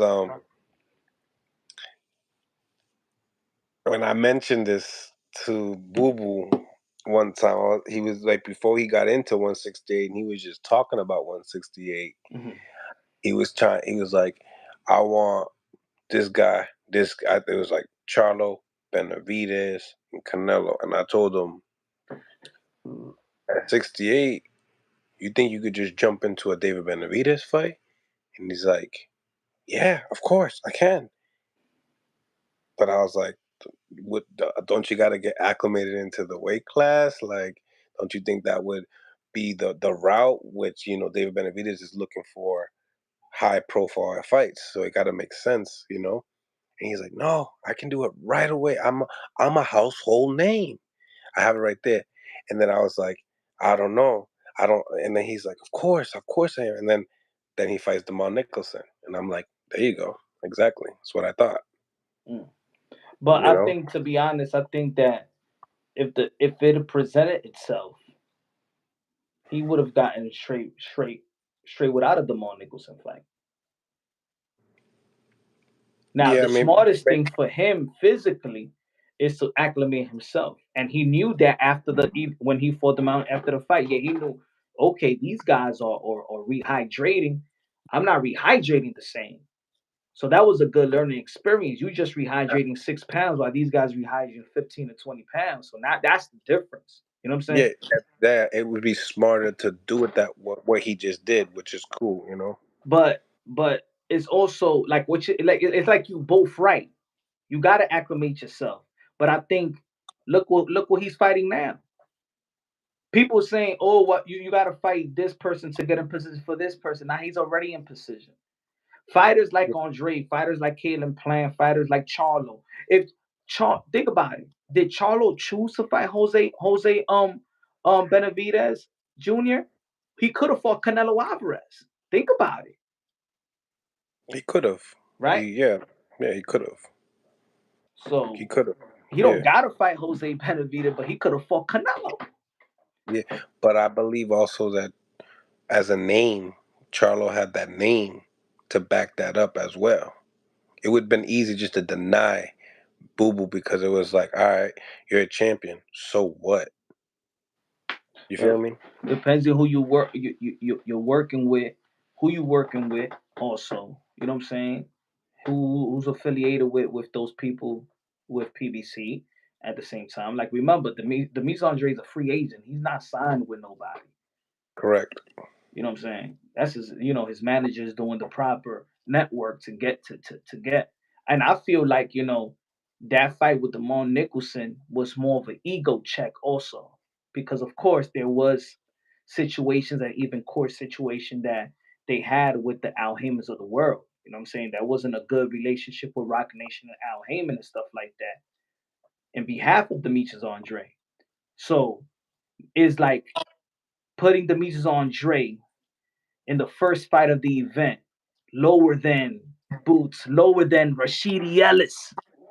It's an ego check. Like, yo, okay, I got your man, but let me see if we could trust this guy. Hey, yo, fight this person. Let's see if we could trust you. And you get the big fight right after. Maybe it could be that. Demetrius Andre Mm, swallow his ego. All right, yeah, let me get the Mon Nicholson. Where I'm going to fight. Okay, the fourth, the beginning, right after the prelim. All right. And now look what he at right now. mm, I love it. I love it. You know, one fight that I haven't really been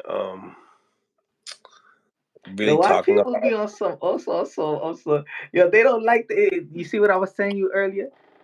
Okay. I know. I really think I saw the comments and be like, "Yo, why I'm on the boo boo?" Like, if I was the other way around, you'd be saying David Benavidez. Nah, I enjoy this content right now. I hate, having the same narrative for both, guys and we respect each other, so it's even better, you Mm. know. Um but on that, my I want my thoughts on a fight that people are not gonna be talking about and it's not in the pay-per-view portion Let me is finish Michelle with this before you go out there. One thing that I would say about David Benavidez, Dale. 26 years old. He's just entering his prime. Oh, I knew you were gonna say that one. So now that's where we talking about 35 years old, but now we're talking about he has more time to elevate his game. What I'm gonna watch is Demetrius Andre, the Demetrius Andre that I know, but I may see something from David Benavidez enhancing his game, enhancing his skills. He got the age to do it, so we could see the evolution or the David Benavidez evolve to a more dangerous fighter coming from that camp that he did with Kalen Plant. That was a great experience, good experience in 12 rounds with an elite boxer like that, and he could elevate his game. So we could see a better David Benavidez. You know, I think so. That age for David Benavidez could play its part. I'm not saying that the age of Demetrius Andre is going to be a downfall, but he got more evolution than Demetrius Andre right now. hmm My last two, and I'm glad that Daniel Hardman put that out there because it's exactly what it looked like. He like almost read my mind here. Uh, Hector Luis Garcia. Did I say Lewis? Hector Garcia and Lamont Roach, and then we got Michelle Rivera and Limonez. I like Two that fight. fights that are like That's that do fire. or die fight right there. Oh, Rivera and Limonez, right? That's that do or die. If you don't win, you out. We can't. We ain't messing with you. You gotta go find a new home. That's the do or die fight. I thought people are like, yo, whoever Rivera's management, they better fire them because they don't know why they're putting them in there with Libanez after that fight and the layoff. You know why? Dime, I, dime, in dime. the behind the scenes, the business handlers, they don't be trusting the Dominican, and not the Dominican fighters. They just don't feel like earn they don't earn with Dominican fighters. You know what I'm saying? Hmm. So think about it, yo. Top Rank was pushing Elvis Rodriguez. They was pushing con la guitarra y todo eso. And then he lost to Sims Jr. And because they don't lo votaron ahí mimito, one loss lo votaron ahí mimito, but it took ¿cómo se llama? Gabe Flores a while for Top Rank to be like, yo, right, man. You're not gonna Yeah. cut it.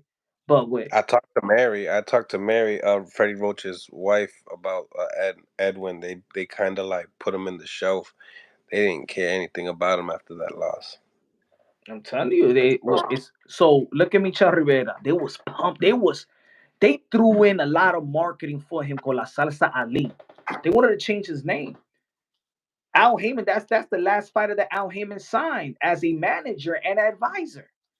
They was going, but as soon as estaba con La Salsa Ali, he got one knockout, and then after that, he was just going to 12 round. He wasn't. They was pumping a lot of money and marketing him that way, and he didn't deliver. He lost versus Frank Martin. He popped dirty, and I'm telling you, one manager in boxing told me that even if a Dominican wins the gold medal, if you bring me a gold medal Dominican right now, or one manager, a prestige manager, and I'm talking about a manager is been nominated for manager of the year, told Mm. me that you could bring me the gold Olympic Dominican fighter, and I wouldn't even give him five. I wouldn't even sign him for $5,000. And he said, "Yo, don't no disrespect, because he knows I'm Dominican." He said, "No disrespect. There's no real fan base." And then I was like, yeah, but I don't feel like boxing markets the Dominican fighter. Why don't y'all put him in New York, in Philly, in Boston? Y'all don't, y'all setting these guys to fail. You know what I'm saying? Like, think about it. I know it was boring, but why is Shakur Stevenson and Edwin de los Santos fighting in Las Vegas? Why is the Puerto Rican and the Dominican fighting in the West Coast? ¿Pa qué eso? Bro, I think a lot of answers are gonna be. I got a lot of questions are gonna be answered in like the next 2 to 3 months, like guaranteed. You got And Shakur Stevenson that does 10,000 2 times in Newark in the gate, and you got a Dominican fighter. What the hell you doing over there in Las Vegas and the West Coast? They don't know que ellos son de Dominicano allá. go ass to New York for real. You know what I'm saying? Matias, and he's Puerto Rican, but when they gonna have him? You know what I'm We saying? You gotta told put them. like, if you building Edwin, if you building Elvis Rodriguez, you know what I would do? PBC, if you looking on, shout out to Mill City Boxing, Punch Run Boxing. If you're looking on, because I think you gotta hire guys like us, rent the Fordham University gymnasium that could hold 5,000 people, 4 to 5,000 people. Y ponga un dominicano ahí mimito. Just like y'all do over there in Minnesota.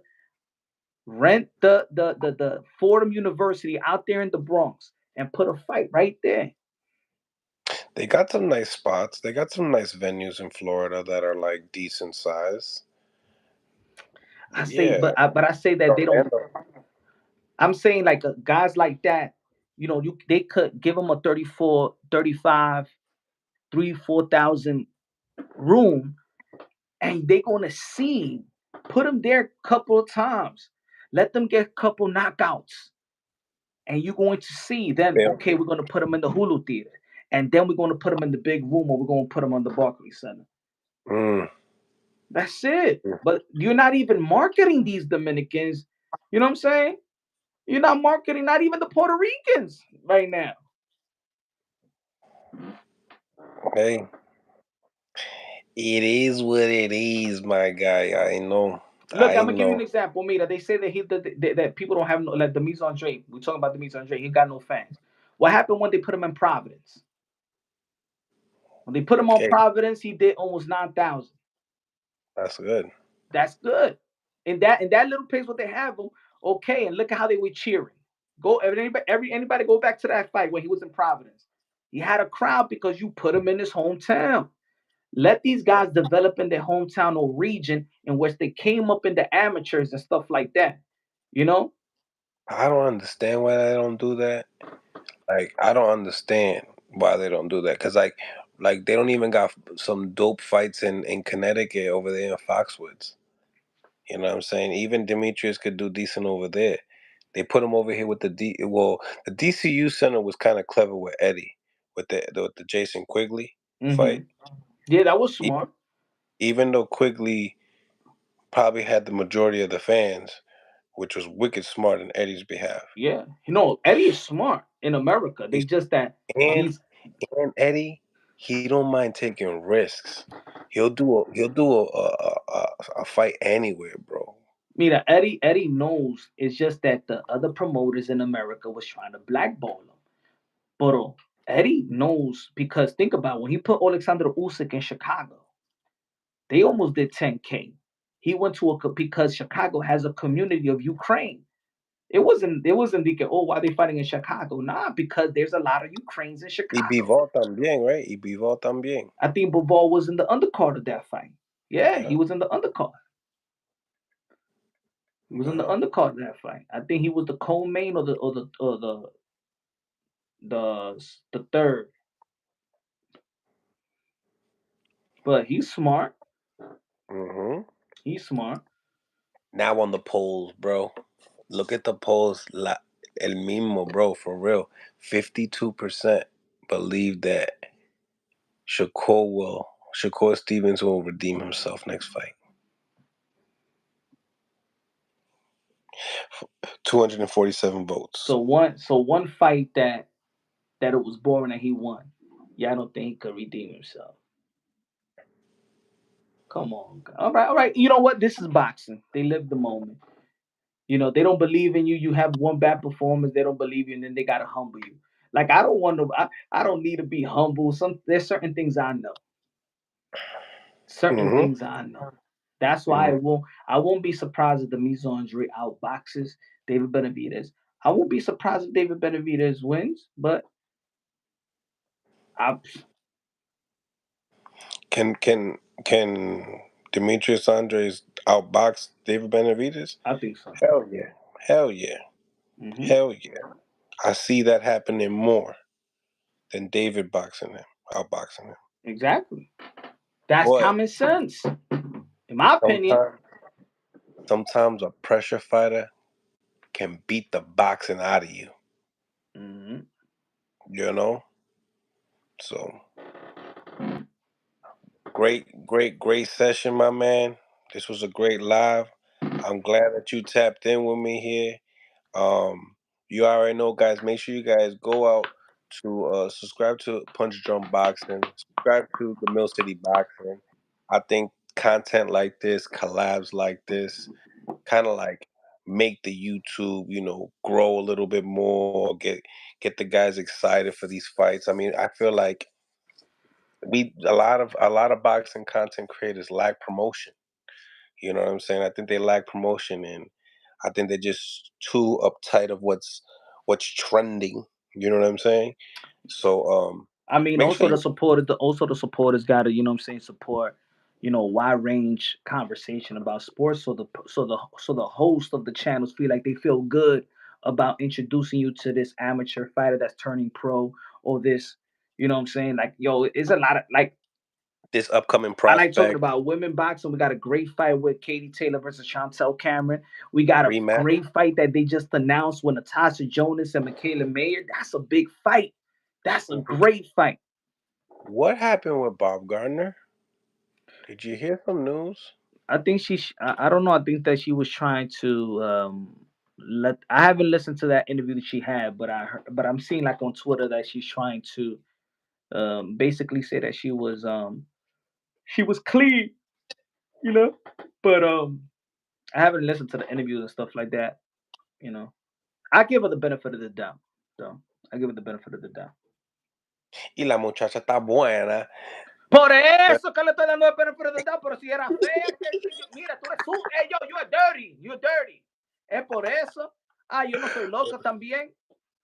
Dile, mami, ven, mami, I believe in you, Alicia. But I'm going, I believe in you. Because dime, who told you that? Who said that you dirty like that? No, you're not, baby. No, you're not on steroids. But if she looked like Jimenez, that for Cruz de Jean, that look like a tranny, mira, ese tigre es un sucio. Loco. Oíste, tú eres un loco. Es porque linda la tigra. Pues no, mami, no, you're not steroid. They lying to you, baby. They lying to you. But if she was butchy, if she was butchy, mira, dirty. She was injecting the juice all up in her booty.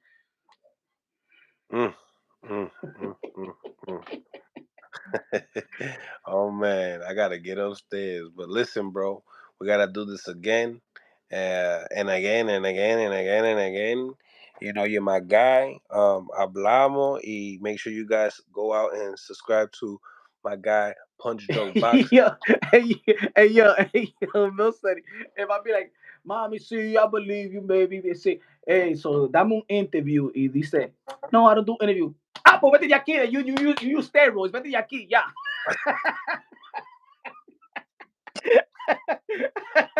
If you decline my interview, no, now you use steroids. Vete de aquí, ya. Tú verás. We want you to be banned for a year. Yo, you funny, Yo, I'm out of here, bro. Hey, yo, God bless, man. You already know. On to the next. Thank you guys for supporting. Like, comment, and subscribe. This was a great one. Hopefully you guys enjoyed this one. Much love to everybody, man. God bless, and on to the next.